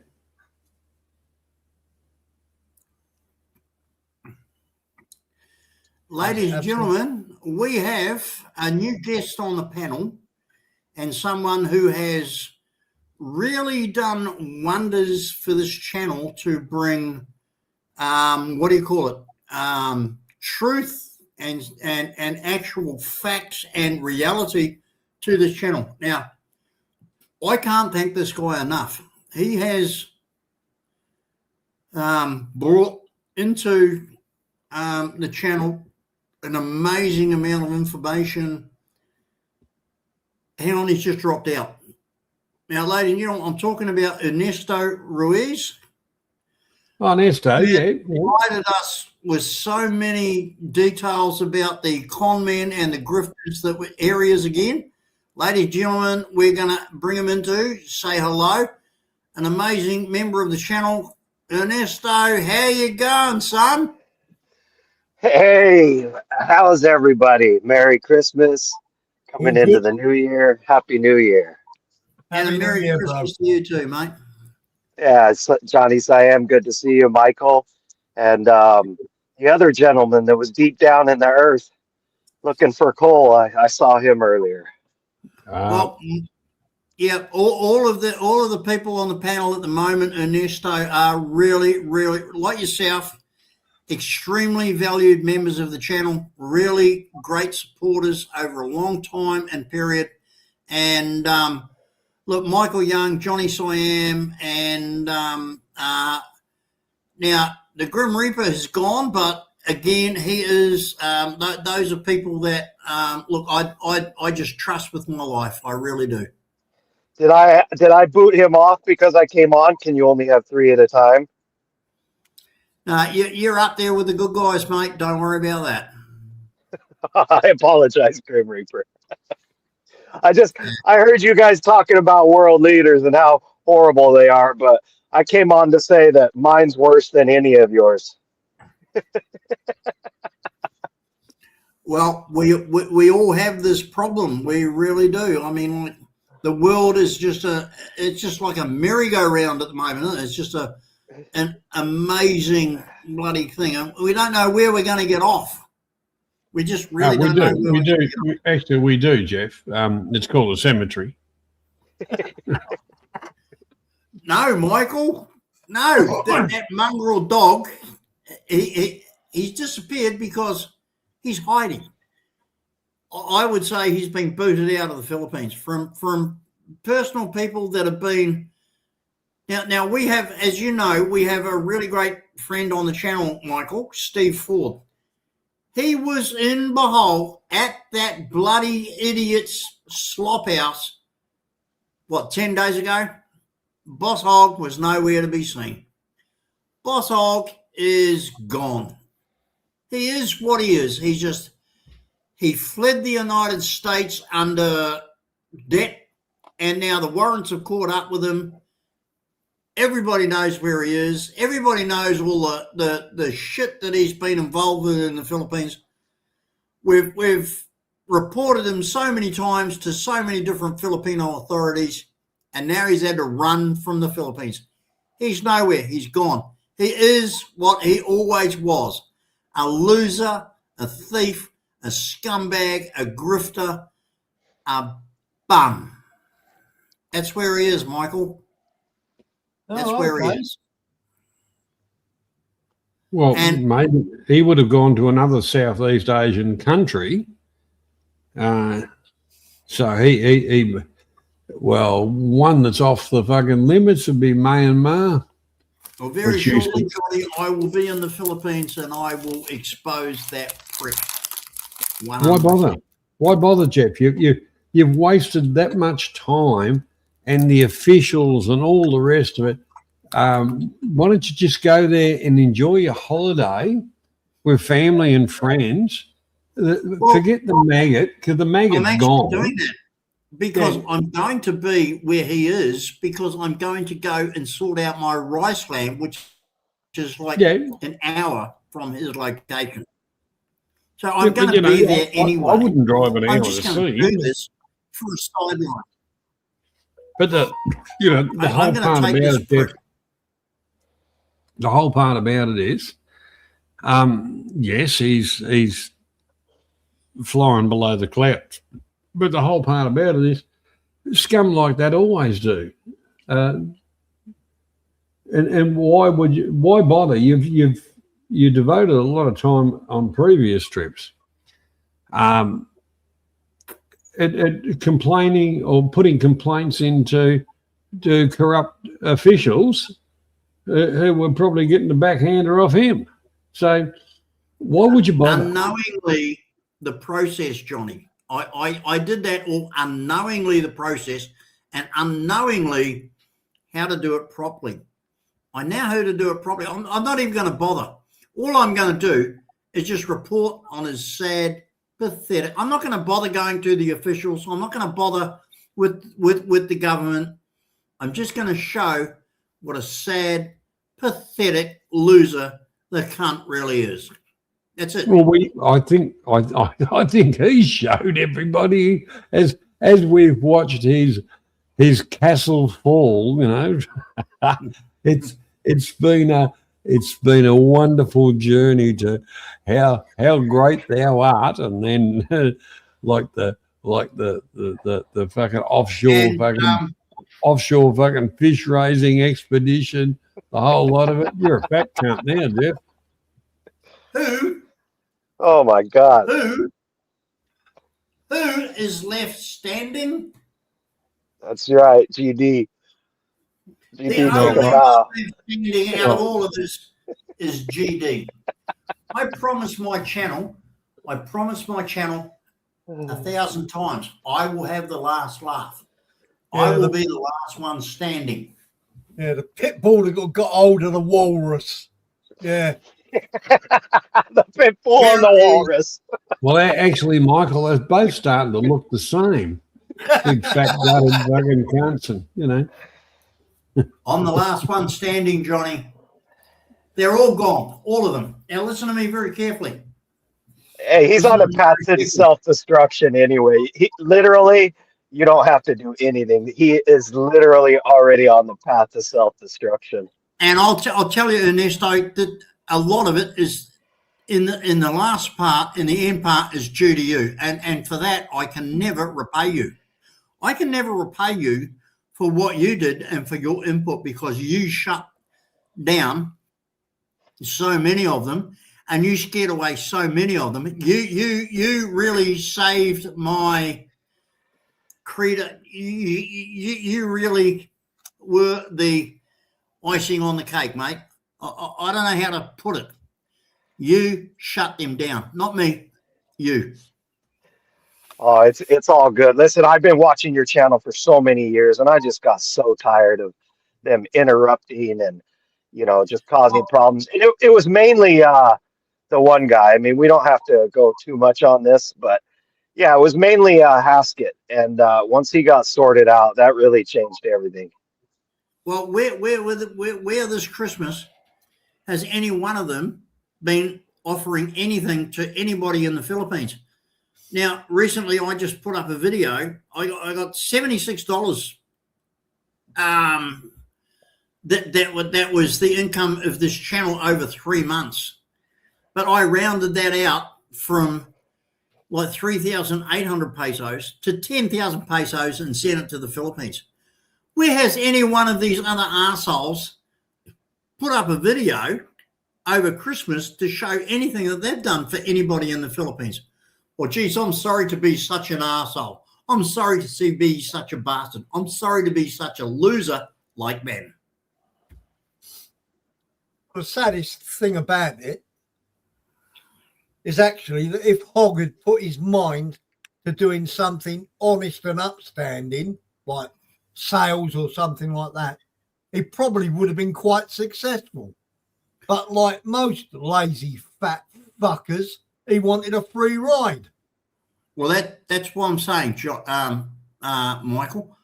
I'm so grateful to people like yourself, to people like Johnny, who've always supported me throughout, to people like Ernesto, who has helped me to expose these bastards, to people like the Grim Reaper, who has donated and helped me over so many times, and all the other people on this channel who have supported this channel so that we can build hollow block houses for typhoon victims, so that we can send young kids to college that they'd never get an education for, so that we can help an entire village rebuild their crops in their fields because it got wiped out by typhoon, so that we can help so many Filipinos do so many different things. It's not funny. And if anybody wants to put shit on me for doing that, fuck them.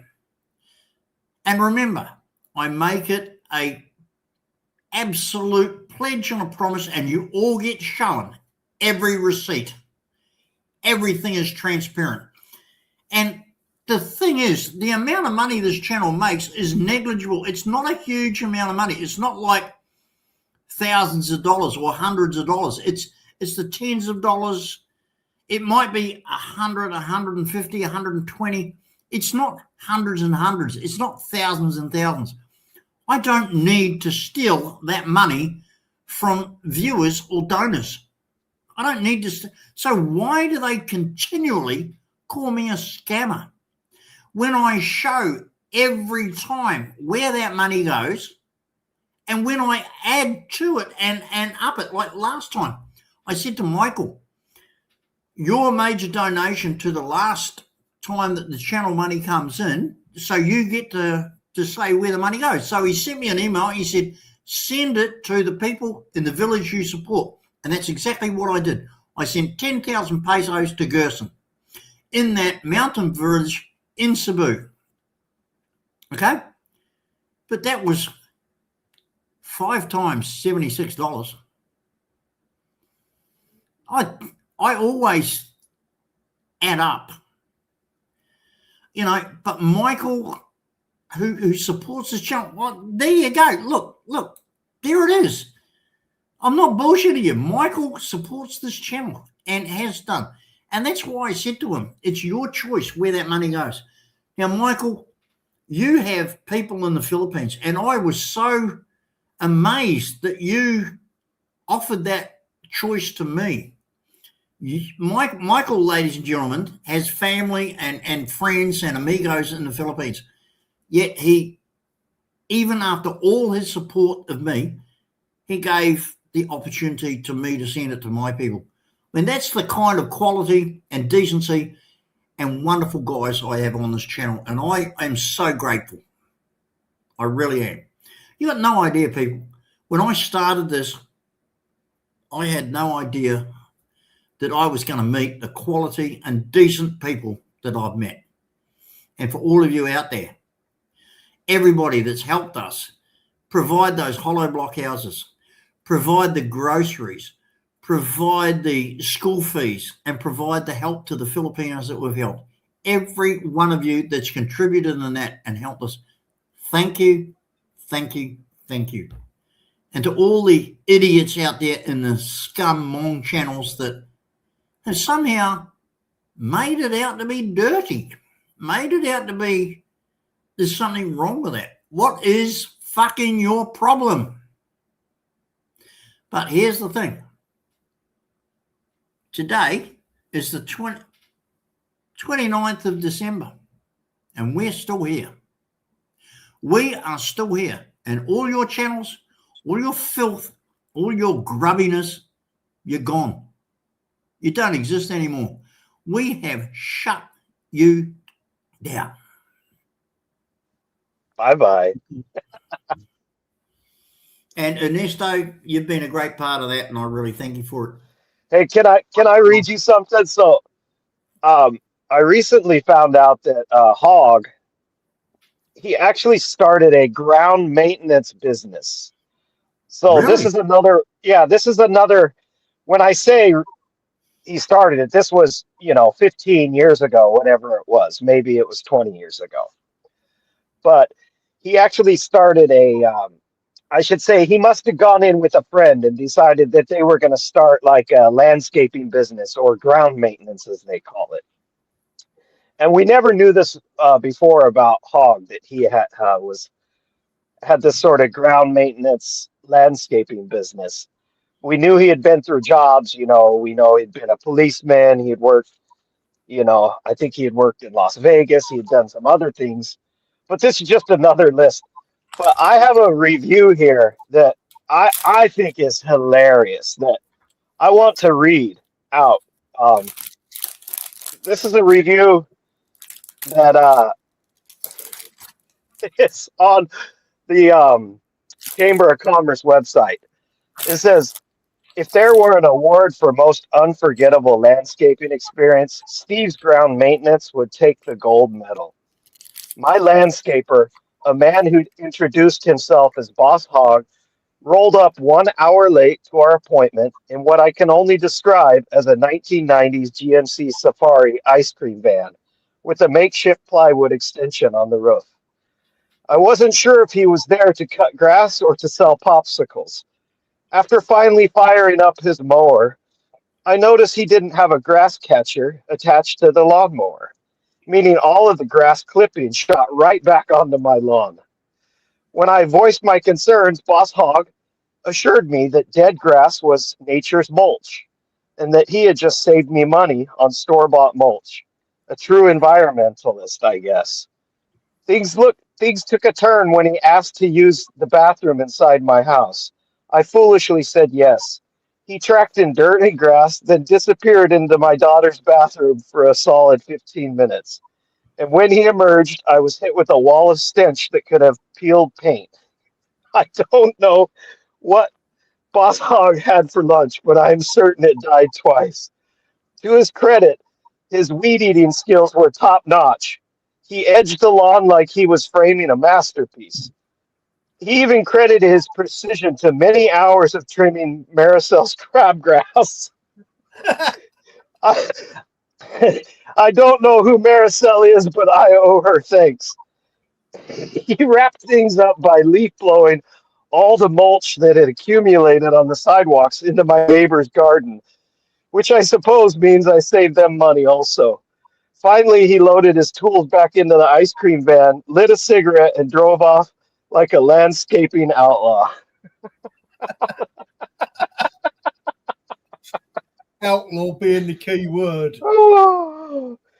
Oh, so there's your review for Boss Hog on the Chamber of Commerce website.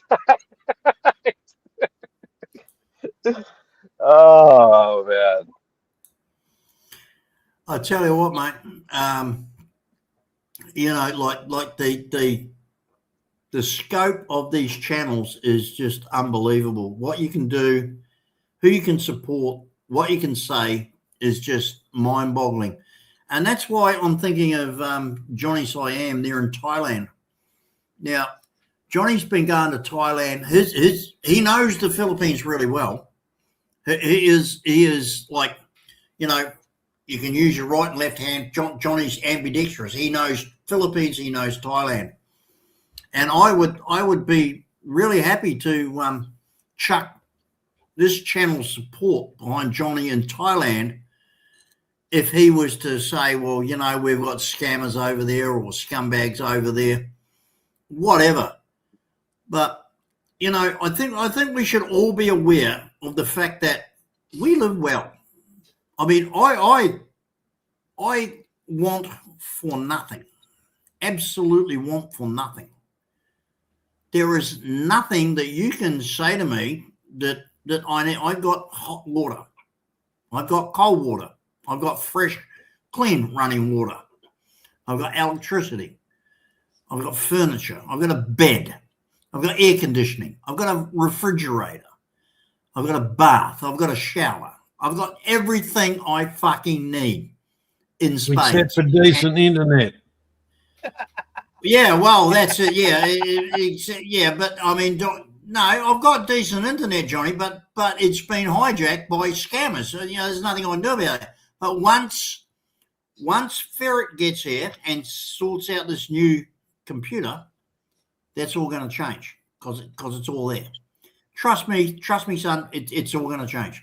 But anyway, you know, there's people like yourself, Ernesto, who come on and find channels like mine and do the right thing and help out. And I really appreciate it. I really do. You know, your information on these scumbags has made them run for cover. They've gone. They're nowhere to be seen. And I appreciate that. And I couldn't have done that. I haven't got the resources you have, and I don't live where you live and can get that kind of information from where we are. But you've obviously decided that it's the right thing to do, and there's no amount of appreciation that I can give you for that. I really thank you for that. It's fine, GD. You don't have to, you don't have to do anything at all. I'm glad that we were able to set them back on the right path and get them doing something else besides messing with you. Their lives will be more productive now that they don't have to get together and cause trouble on the internet. So we probably ended up doing them a favor. Yeah, well, they pretty realised early on in the piece that, you know, there are people out there that object to what they're doing, people like yourself, and they realised, hey, I better shut the hell up. And like I say, it was only because of your interjection and what you did, and I'll be forever grateful for that. Thank you. I can't thank you enough for that. You know, the harassment, the bullshit, the nastiness, the evil has stopped since you started coming in and coming on the live streams and giving the information out that you did. And because they don't want their personal lives exposed. They don't want people to see the bullshit of the truth. Now, they were putting lives of my family and myself up in totally untruthful scenarios. But once we started putting up their lives in the truth, in the facts, because of the information that you gave me, they thought, oh my God, oh no, we don't want people to know this. And they shut the hell up and they ran away for cover because they don't want their business advertised. They're quite happy to make up filthy, disgusting lies and vicious bullshit about other people. But when they see the truth about themselves, they ran for cover. And that was because of your input in this. And like I say, I will always be extremely grateful for that. Thank you so much. Yeah, no problem. But I mean, we kept some in store if they try and come back. So we didn't use it all. So we definitely saved plenty if they try and come back, that, we've got more. Now, in response to that, for what you've done for me, I don't know where you are. I don't know you're in the northern part of the United. I mean, I don't know your location or what you are, but if you ever come to Australia, I have now. I'm not talking shit. I'm telling you something that I am known for, that I've done, that I've proven previously. I've had guests from the United States arrive at the port of Brisbane. Once they've got off that plane, they haven't spent a cent until I've got on that plane to go home again. I have hosted them 100%. If they've wanted to spend money on souvenirs, well, that's their business. They have not had to spend a single cent on accommodation, transport, food, anything. Ernesto, I offer that exact same thing to you. Anytime you come to Australia, if you arrive in the port of Brisbane, you're my guest. I will host you. It won't cost you a penny. I've done it before. I'm not lying to you. I'm not making up a story. It's a proven fact. Everybody knows it. We've done videos about it. There you go. Anytime you come to Australia, Ernesto, it's on me. Sweet, 100%. cool. I love the offer, Jeff. I will certainly keep it in mind, and if I can get over there, you'll be my first phone call when I land in Brisbane. So yeah, very cool. I appreciate that. It's 100% genuine, Ernesto, and like I say, I'm not lying. Everybody on this channel knows I've done this before for US citizens before and other people that I've hosted in my home. Not a problem. I want to talk about this topic of these hot cross buns I've been seeing lately. You know, we don't have these cakes you guys have in Australia, but I remember a song as a kid. There was a song called Hot Cross Buns we used to sing, but we don't know exactly what they are. We sing that song as a kid, but we have no idea exactly what they are.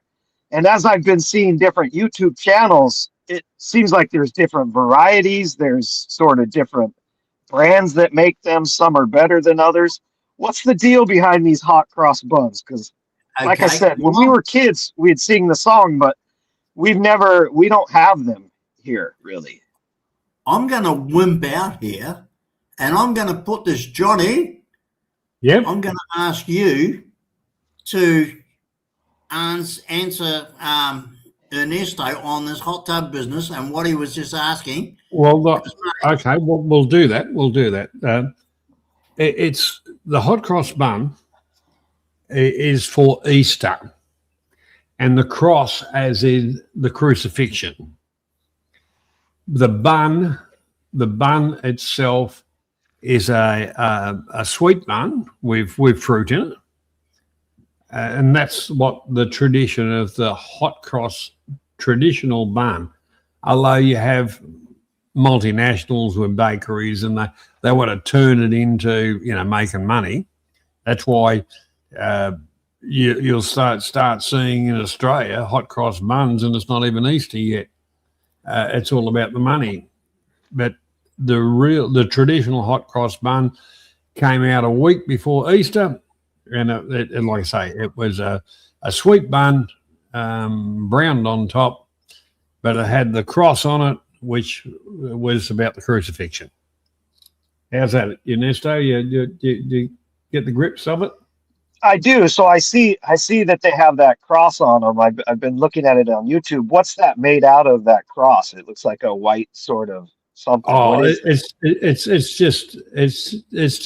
done out of pastry, but the whole part about it is the glaze on the bun and things like that. The cross is actually put on there, like piped on there with a.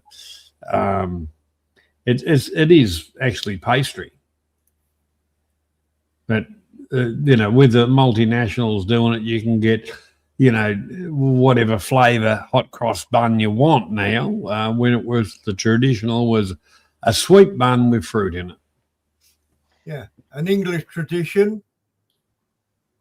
Hot cross buns, English tradition. A hot cross bun is supposed to represent the body of Christ. And like Johnny said, a white cross is piped on. And then, of course, it got taken over by the people in manufacturing and making money, and they took the piss out of it. Yeah.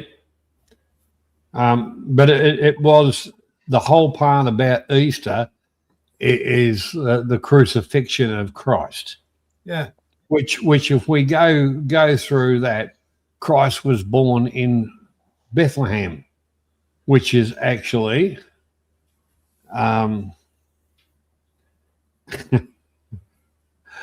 Christ was born in Bethlehem, which is actually Palestine, and he was actually crucified in Jerusalem, which is Israel. So there you go. Work that one out yourself. When the Israelites say we're God's chosen people, fuck off. Oh, I understand. The two, Jeff, you needed the two dice, not the one. This was out of a Christmas bonbon, and it was just one sheet of flat paper, and I had to fold it up it's very clever. I'm an Australian driver now, Johnny. What is an Australian driver unless he has a dice hanging from his rear? It's two dice, Jeff. It's two dice to represent the testicles. But I'm going to be different. You need two you've only got one dice. ball. Well, I'm going to have one dice and it's got no fluff on it. You only got one ball, Jeff. I'm different. Uniball. Love it. No, it's not. It's not two balls. It's one ball. Actually, when you were talking about doing a bit of research, me and Jeff were fucking around one day, and I said, "Hey Jeff, I sent you some stuff," and I said, "Have a look at this on Filipino Cupid." And I sent him the shit and I said, "Have a look at that. Here's Marisol on Filipino Cupid." What? Listen, I'm sure that there's a person out there in the audience that is known as one of the supporters of Boss Hog. So I'm wondering if he can send a message to Boss Hog to say, "Where's your Christmas message? 7 years and the successful venture that you've finally closed down, but where is your Christmas message, Boss Hog? What has happened to you?" The reason I'm on the internet is to shut down. Well, hang on. I've done it, haven't I? I'll shut him down. Johnny, have I shut the prick down or what? He's gone, isn't he? Well, the whole part about it, Jeff, you had a lot of help from a lot of people, but you had the gumption. And you got a lot of flack. And as a New Year gift, the hog's dead. Yeah, well, hang on. Here it is at 2:15 a.m. on the 29th of December, 2025. I'm still here. I am still here. Well, you should have done the song. I'm still standing. I'm still standing. Better than I ever did. Well, does anybody here begrudge me the last laugh? I said this all along, and Mike had to shut him down. I will get the last laugh. Is there anybody here now that say I do not have the right to have the last laugh? Because I think I have the right to have the last laugh on shutting down the grifting piece of shit scumbag Brian Granville Smith of Taliban Bahal. I think I've got the absolute right to have the last laugh, which I've said all along. Well, the whole part about it, Jeff. The whole part about it,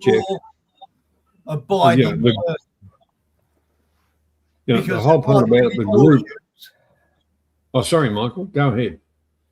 I mean, they're so lucky Jeff is an actual law-abiding person. Now, I've worked in the military, I've worked in law enforcement, and believe me, I will bend the rules when it suits me. If I'd have been in Jeff's shoes, that fat fucker would have been slotted and buried in my back plot somewhere or fed to some saltwater crocodiles. Yeah. What Jeff has showed so much restraint and patience, it is untrue. he showed me some of the shit that they sent to his neighbours and everything else. Fuck me, Oh, look, I went crazy. you know, there was people that there's a lot of sick and sorry people in the world of the internet that jump on a cause, whichever way you want to go, depending on it, you know. And Jeff copped a lot of flack for his. Let's just cut to the case. Jeff's war against the thingo, but it wasn't only Boss Hogg. It was the whole syndicate of scum, and that's only touching on those few are only scraping the surface. The one thing about like the Philippines, a lot of the Filipino people are really wonderful people. Yeah, but It's a great place, great, but the top of the barrel there. When you talk to the people that oppose Jeff, you're talking to scraping the bottom of the barrel, the real fucking. no. What I'm actually referring to, Michael, is the Philippines to a certain extent seems to be America's dumping ground for their crap. Yes. Thank you. Yeah, that is very true. And Thailand is fucking England's dumping ground for their crap. You know, there's a lot of Australians in both of the two countries. But the thing is, the worst of the worst is either the Americans that think they're so fantastic, or the British over in Thailand that, you know, they're either, oh, this is so wonderful, you know, send me $24.95 and I'll tell you how I did my visa and all this kind of shit. Every fucking thing you can think of. I've seen it over the years in both countries. It's not just England and the USA.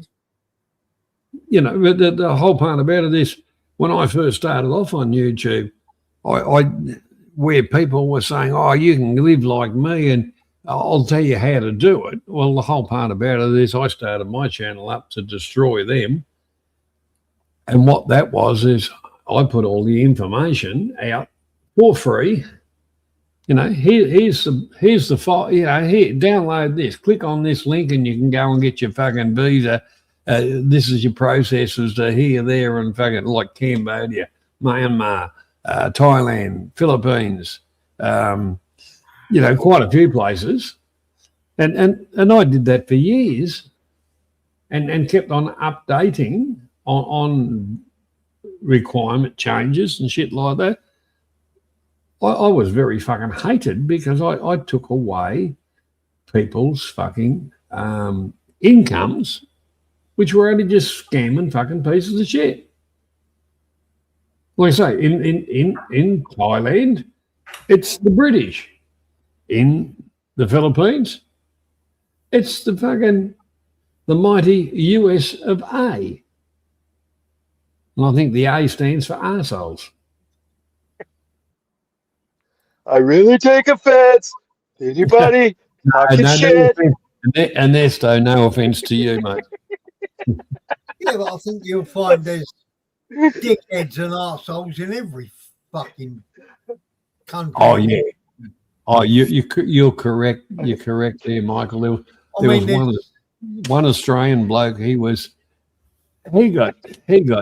used like a second-hand mop, and he was on the YouTube, you know, e-begging, fucking saying, "I'm gonna get all my money back. I'm gonna fucking do." It was never gonna fucking happen.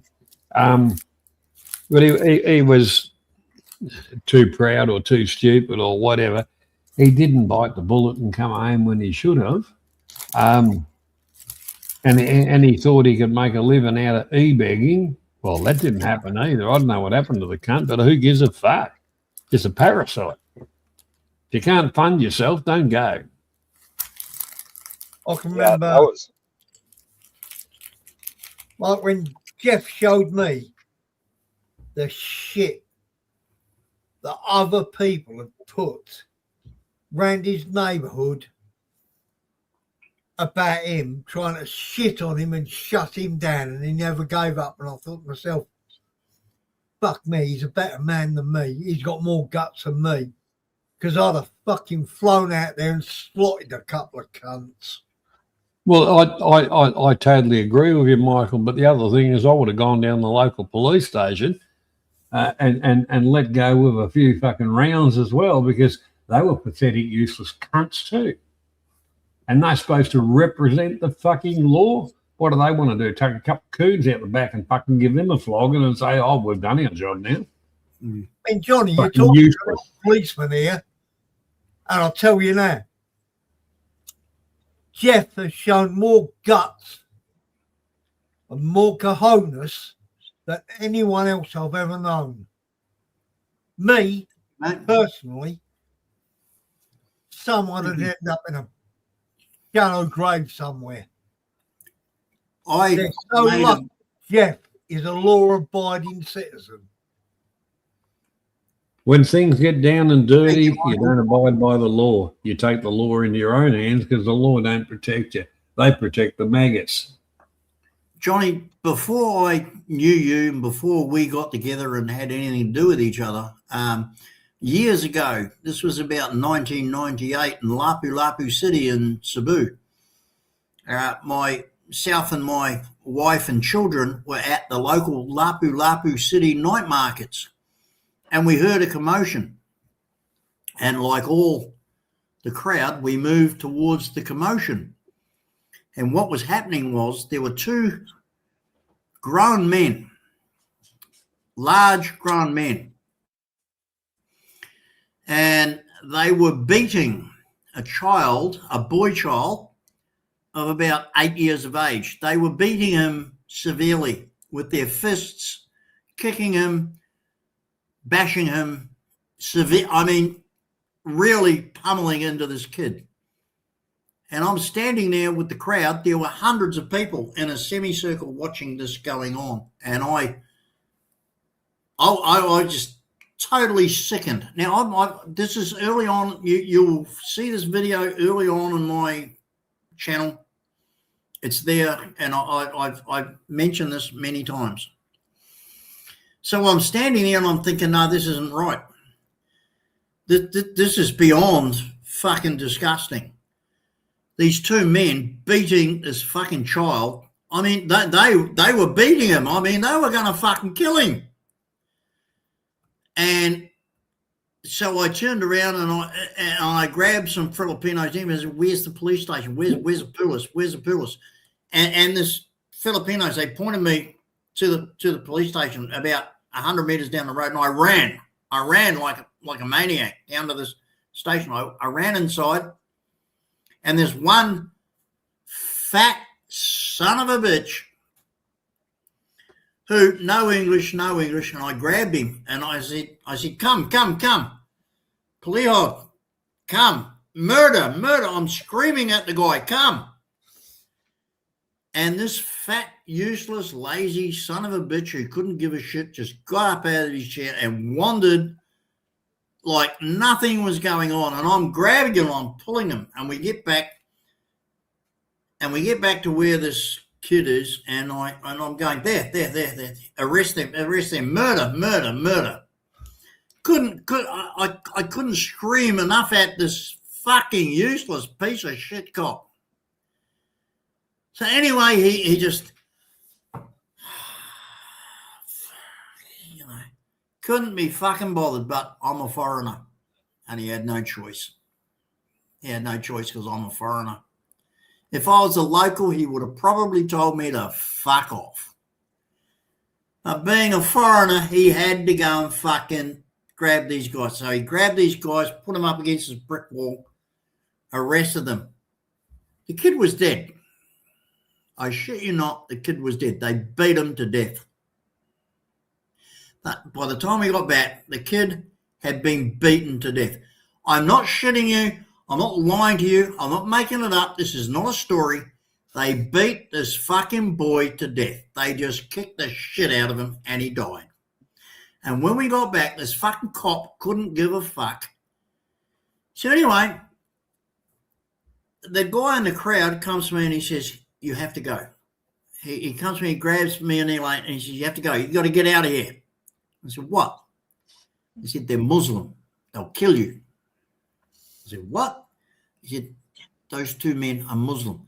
They will kill you. There will be people in the crowd. They will stab you. Get the fuck out of here. Run. Go. This is in Lapu-Lapu City in approximately, I don't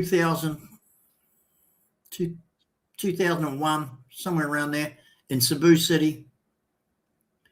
We watched two men beat a child to death. The local police couldn't give a fuck, and the local crowd told us, get the fuck out of here, because the Muslims in the crowd will kill you. They'll stab you. They'll rip you to pieces because of what you did going to the police. Well, you know, we were shielded by a bunch of locals to get on a tricycle to go back to Cordoba. They're all thanking us, and I'm going, why are you thanking us? Well, why am I doing this? This is your kid. Why are you leaving this up to me? Why didn't you do fucking something? This is the Muslim threat around the world. People are scared of them. The Muslims in because as you know, I'd like General Santos City. It was where I used to go to, and I used to tackle them fucking head on. The whole part about it, I didn't give a fuck. I pulled up at their mosque and threw a fucking pig's head inside and said, "Get fucked, you cunts." When we went back the next year for our yearly vacation, and I said to my brother-in-law, come on, we'll go to the Lapu-Lapu night market. We loved it. We used to have a great time there shopping. He said, no. He said, no, we're not going. You can't go. It's Muslim. They've taken over. We don't want to go there. It's not safe. This is my own fucking brother-in-law who in Cordoba you don't fuck with. He's a hard man. You don't fuck with this guy. And he didn't want to go to Lapu-Lapu because the fucking Muslims were there. The cunts are fucking taking over everywhere. Well, that's in a way they've been allowed to, or they've pushed their way into it. Like at my boarding house, I remember some young students. They had a room, and they were cooking some pork. And I didn't know at the time there was a Muslim woman and her kid. She went up to those others and said, "You can't cook that here. It's not allowed. We don't like the smell. It's pork. We're Muslim." Well, these two young students, obviously they were Catholic, but the whole part about it, I walked out the back door and they kind of, and this bitch had thrown fucking water on the charcoal fire. And I said, "What's going on here?" And their English, it was very good. They told me what happened. I walked around the corner where this other woman was, opened the door of the room, and I said, "You're moving out now." And she said, "Why?" I said, "Your fucking religion, it's not everybody else's religion, and don't tell everybody what to fucking do here. I own the place, not you. So guess what? You've got half an hour to fucking get out of here. Otherwise, I'll kick you cunt to the street." I never had Muslims in the fucking, well, that was the only one. And anybody else that was kind of, that I thought might have been fucking Muslim, I used to tell them to fuck off. And that wasn't a prejudice thing. It was a simple fact of the matter is they want everything their fucking way, and they're not willing to give a fucking inch. So what I used to say, I'm not willing to give an inch either. Fuck off. I just simply, utterly and totally, at my age, the way I grew up,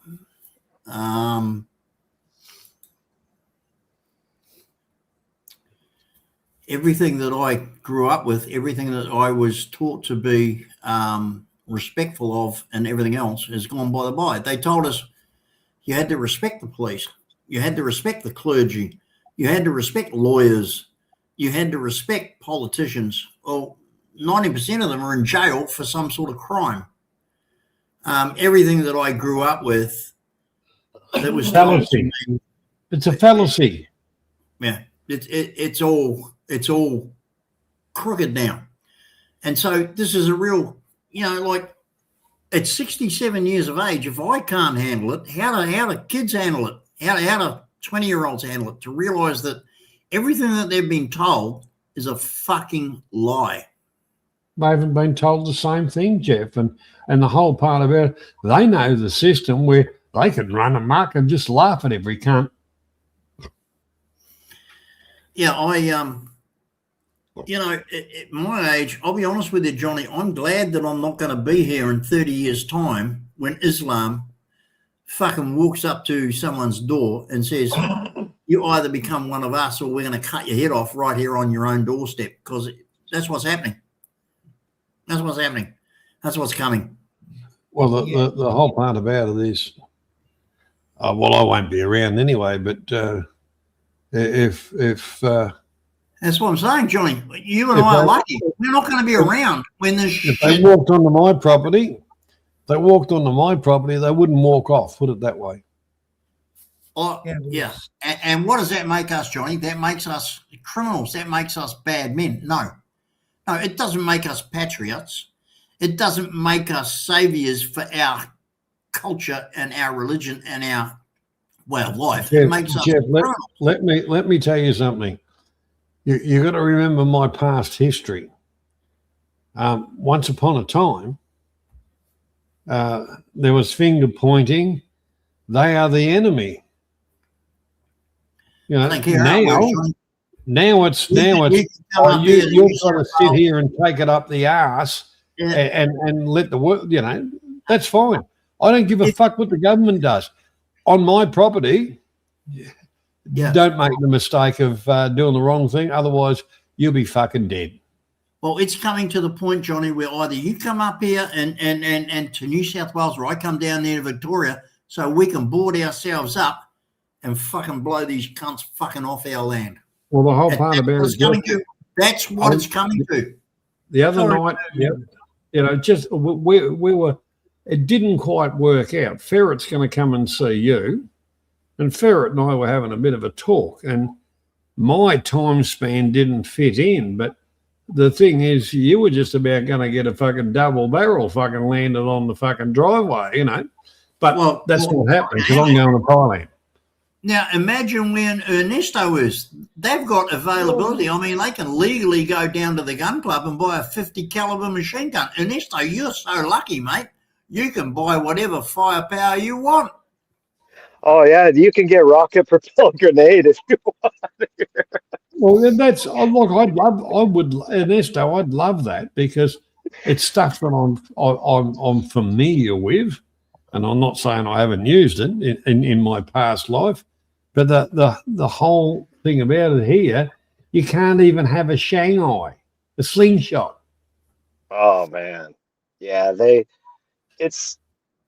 The loophole here is the gun shows. Like it's tough to go into a gun shop and the place where people are getting their weapons are these traveling gun shows where they'll come rent out a space and then they'll be selling guns there at the gun show. And at those gun shows they literally have everything, but there are people who are allowed to oh shit, here we go.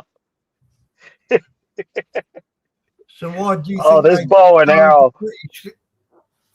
Oh. Wow, I knew that was going to happen.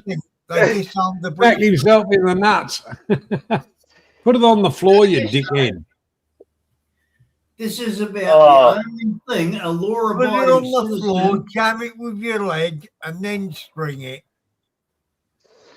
This is it. This is about the only thing you can fucking own in Australia.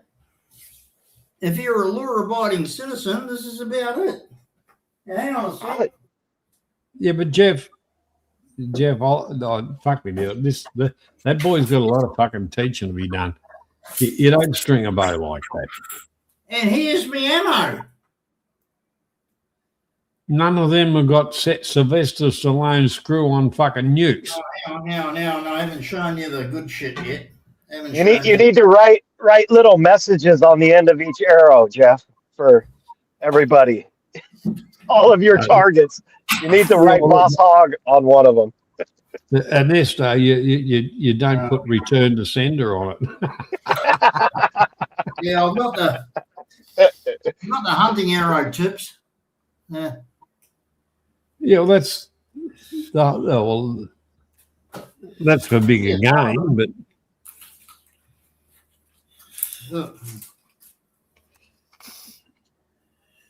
yeah, that's a wooden shot. Can you imagine what a mind fuck it would be to break into Jeff's house, right? You're standing there, you're rummaging through his stuff, and then all of a sudden you're like, oh shit, I got an arrow in my chest. What the fuck? What did I break into did I break into an Indian's house? What the fuck happened? But the whole part about it, Ernesto, you wouldn't have to worry by the time he tripped over down the stairs and all the rest of it. And if he was lucky enough to hit you with and strung the bow, you would have taken everything of value and gone. He'll give you plenty of warning to get the hell out of there. Huh? The quickest way to string a bow is the step over. The whole part about it, one leg behind, one leg in front, and pull it around. Bang, done. Yeah, I find that imagery funny. Like somebody breaking into Jeff's house and then they've got an arrow in their chest, trying to wonder how the fuck did I get an arrow in my chest? Well, I'm actually thinking, Ernesto, that it would be the other way around because Jeff had put the fucking arrow in the wrong way and shoot himself. It's that classic Elmer Fudd Bugs Bunny. Yeah. You get all Bugs always turns. Elmer Fudd's constantly hunting that rabbit, and the rabbit just takes his guns and turns it around on him, basically, and Elmer Fudd shoots himself. Yeah, that's it. You guys haven't seen me when I come downstairs from opening the gun safe, have you? Those videos must be different. Well, they might have been taken down now, Jeff, because of Johnny, I'm a great believer in this is my home, this is my castle. You would have threatened me and my family by coming through the locked door. I will put you down. What you're supposed to do now is run out the back and ring the police and say, we have somebody. Gone are the days of the law used to be you have the right to use any means to protect yourself and people under your control. If someone smashes into my home, I don't care what their intent is, whether they just want to steal goods or money or whatever. I will shoot them dead. And I don't care what the law says. I'm 67 years of age. I've got terminal illness. What are they going to fucking do to me? They'll keep you alive until you're 90 and make you suffer. Break into my home, you're fucking dead. Simple. It's that simple. Johnny, it's that simple. I don't give a fuck. I will shoot you down like a fucking dog. The whole part about it is, we had the amnesty that you had to put your knives over a certain size and all this kind of stuff in bins outside of police stations because that was going to stop all the fucking crap that the Somalians were fucking doing in Melbourne. The whole part about it is, after the amnesty finished, a lady went to a police station. She'd been chastised, trying to fucking hijack a car or carjack, you know. And she went to a police station and the fucking thing was closed and she got slashed as they took a car outside a closed police station. Isn't that wonderful? Well, To yeah, see that's her once again, unbelievable. this is my CCTV camera on the front of the house. Okay, there's 4 of them. So this is when you walk up to my front door. Hang on, let me get that back. Hang on. So that's when you walk up to my front door. There, that's my front door. That's my driveway. And that's going out to my gate. So then that's one set of cameras. So then if I go to my next set of cameras, I've got 3 sets of cameras. 3 sets of cameras.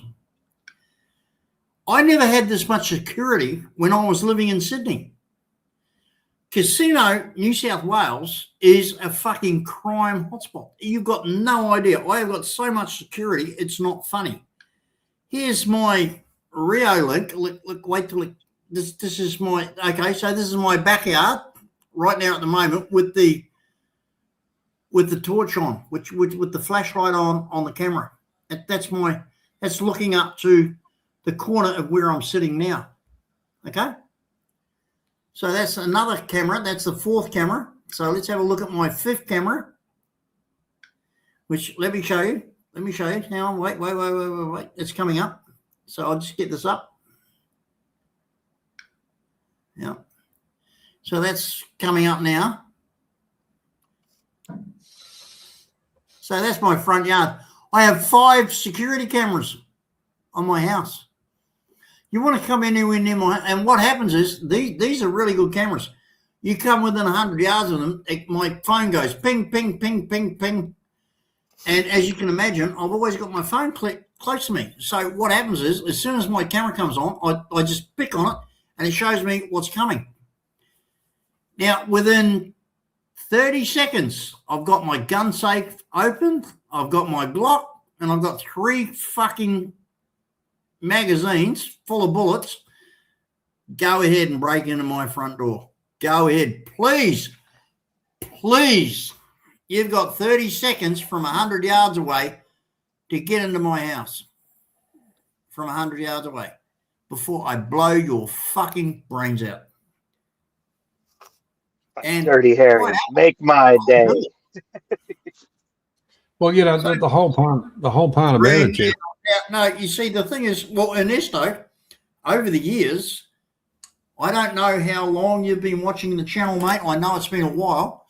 I have been threatened with bikies. I've been threatened with, remember Bing Maria, who threatened me with the special forces of the Philippines? We're going to drop in by parachute and Bing bong. me back to the Philippines. Remember that? You mean bing bong ding dong, bing bong ding dong, Maria. Oh well, yes. the whole part about it. Yeah, I've been threatened by every fuckwit on the planet. Okay. The Philippines can't afford the fucking the fuel for their fucking aircraft, let alone fucking come to Australia and drop in on anybody. But you see, I'm not stupid. I know that maybe 1 in 1,000 of those fucking stupid fucking bullshit fucking shit ass crap theories may be right. So I've taken precautions against that. The 1 in 1,000. I've taken precautions against that. And when my phone goes ping, and it will go ping with you in 100 meters of my house, it doesn't matter where you are on what side, I've got it all under camera. I've got it all under sensor and sensor lights and everything else, and it's all under record, back to base, you name it. It'll take me 30 seconds from the minute I get that ping to see my phone. And if you're coming at me, please, Palihawk, I beg you, try and get through my reinforced, solid fucking house. And if you do, what's going to happen is when you come through that opening, I am going to shoot you so full of fucking lead, it's not funny. And you're going to get an arrow in your chest. You're going to get an arrow in your chest. Hey, why don't you get a dog? Why don't you get a dog? Get a Doberman or a German Shepherd. This is the funny thing, Ernesto. These people keep threatening me. They have no idea what's going to happen to them if they fucking try to do the shit that they fucking saying they're going to do. Jeff, with your firepower and that, you might be able to get a job down at Bondi Beach. Yeah. You might be able to pull some security down there. And then you'll be able to shoot the Muslims you've been trying to shoot. Oh, that's a bit too soon, mate. Oh, fucking hell, I'll be careful with that. I don't give a fuck. I quite laughed at it myself. Yeah, no, that was wrong. It doesn't matter. It doesn't matter if the victims were Jewish or anybody else. Those fucking wogs were wrong. It doesn't matter if they're Christians or just ordinary Australians. It doesn't matter if they're blokes like me. It was very simple. It was very simple. What was wrong is none of them should be in our country because they won't assimilate and they shouldn't be fucking here. Yeah. None of them. I mean, up until they did what they did, they were moderate, remember? And everybody's saying, well, they're all moderate. Yeah, up until they go to Bondi with shotguns and start killing people. The whole fucking lot of them, get rid of them. Get rid of the shotguns? Whole fucking murderers, cunt fucking lot of them. Well, it's hang on. There's two sides to the story. So there's plenty of empty containers. Just fill them up with the whole fucking lot of them. Fuck them off. We don't need the shit. We don't need their shit in our country. Okay, Johnny, have you ever been to Lakemba in Sydney and New South Wales? Have you ever walked down the main street of Lakemba, Heldon Street, Lakemba? Have you ever done that? No. Well, let me tell you, mate, you can't. And you know why? Because you're a fucking white man. You can't. I would because I'm a white Johnny, man. listen to me very carefully. You will be spat on. You will be pushed. You will be shoved. You will be abused. You will be told, fuck off. You can't walk down Heldon Street, Lakemba. You can't. Well, if I got that kind of treatment, I'd probably go back that night and just say, let's play with fire. Let's have some fun, people. Is Australia your country, Johnny? It is fucking my country. No, I'm sorry. Fuck off. Get fucked. Go fucking and wake up because Heldon Street, Lakemba is not your country. I'm telling you now. You are not welcome there. Fuck off. Go away. You cunt. And the whole part about it. In fucking Heldon Street, Lakemba. Don't forget that's why they invented napalm. You are not welcome there. It's not your country. Now, that's not just Lakemba. Go to the next suburb, Punchbowl, Wiley Park, Belmore, Campsie, all the surrounding suburbs. You're not fucking welcome. It's a Muslim enclave. Get the fuck out. Don't come here. Fuck off. And if you think I'm joking, you're nuts. I'm telling you now. That is what it's like in Western Sydney, Australia. In Sydney. Lakemba, Punchbowl, Wiley Park, Belmore, Campsie, Ashfield, Greenacre. Don't fucking dare show your face there, Johnny, because it's not Muslim, raghead fucking Muslim. Don't fucking go there or you'll get your head kicked in. You'll get spat on. You'll be abused. You'll be thrown out. Is that Australia? Huh? Sorry? Huh? But that's how it fucking is. Don't go there if you're not a fucking raghead wog cunt Muslim.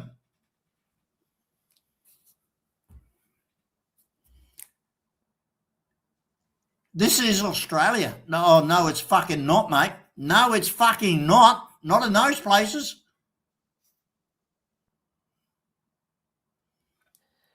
Well, if Johnny Siam becomes prime minister, can you imagine? What First he's time gonna I've ever do? heard him fucking quiet. I've never heard Johnny Can you Siam. imagine what he's gonna do if he becomes prime minister? Never heard Johnny Siam quiet in my life until I fucking told him that.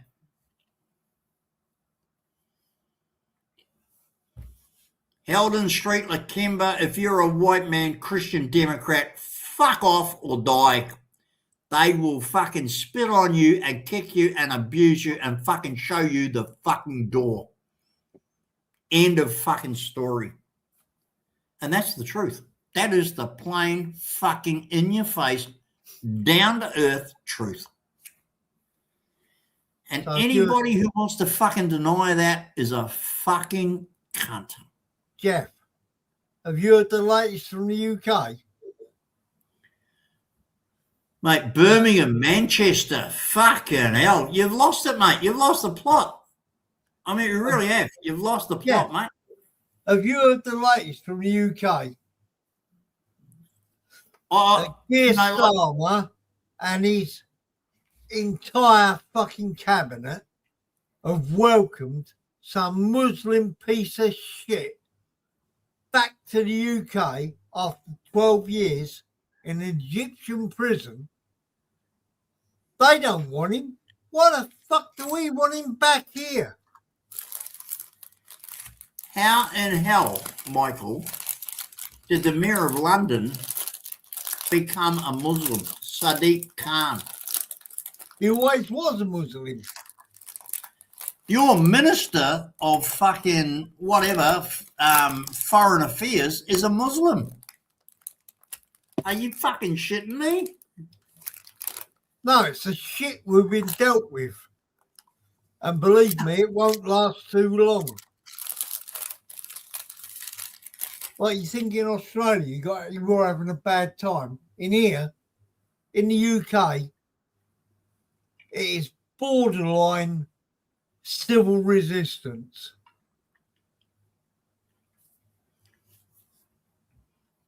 I'll give you a true appraisal of the opinion of average Australia.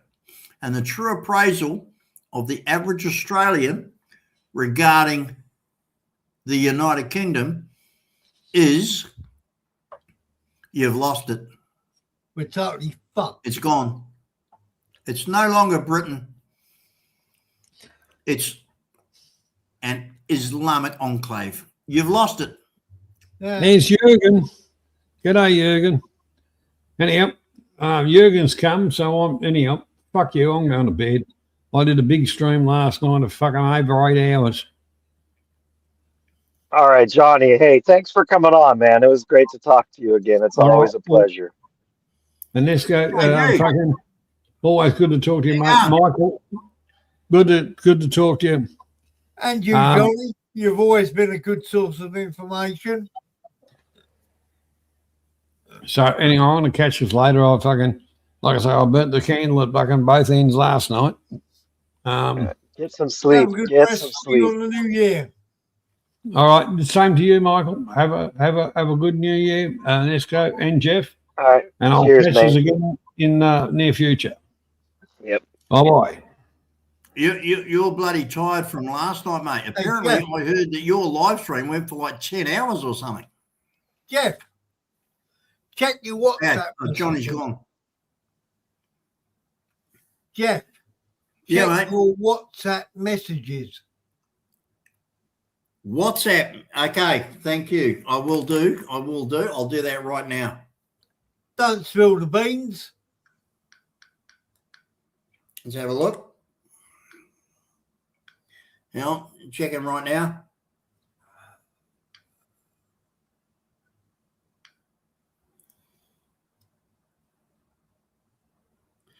Oh my God. Michael, Yeah, so you understand why I don't want to celebrate it online.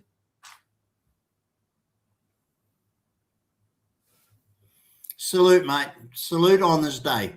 Salute Yeah. on this day. Okay? Gotcha, mate. Gotcha. Ernesto, what happened? You dropped out. Yeah, I lost the audio when Johnny Siam went out. I lost all the audio. for some Yeah. reason. So I had to come back in to get the I, audio I back. just heard some great news from Michael that unfortunately I can't share, but yeah. Hey, Michael. And you understand why as well. I mean, I see what you went through with the rest of them.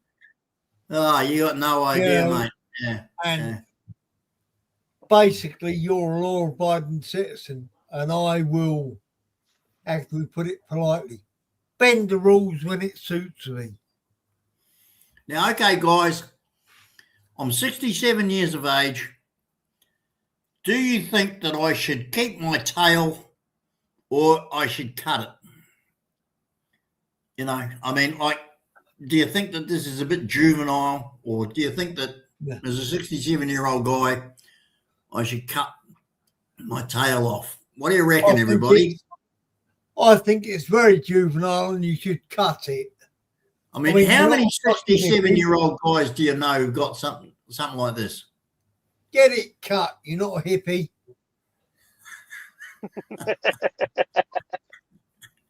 Come on, everybody. Seriously. You know, like in a way, I don't know. No, JG. No, it's not gay. No. Why would it be gay? It's just, no, honestly, that's amazing. I mean, I appreciate the comment, not a problem. I'm not pissed or upset about it, but I've never thought of it as gay. I just thought of it, like, fuck it, like a ponytail or whatever, just a tail, What? I'm sorry, where's the gay inference? If you could show me a gay inference, I'll cut it off on camera right now. If you could say to me, this is something that gay people have, like whatever, I'll cut the fucking thing off right now because I am not gay. I just grew this tail, but fuck, it's growing so long.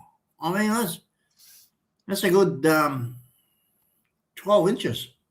You're fucking if you get it cut off.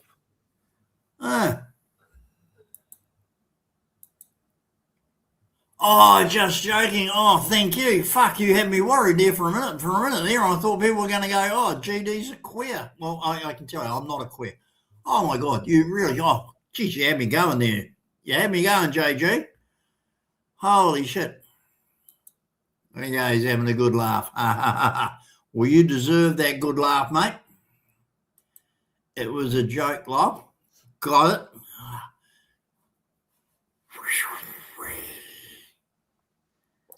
Man, we need Tony Buick. Where's Tony Buick?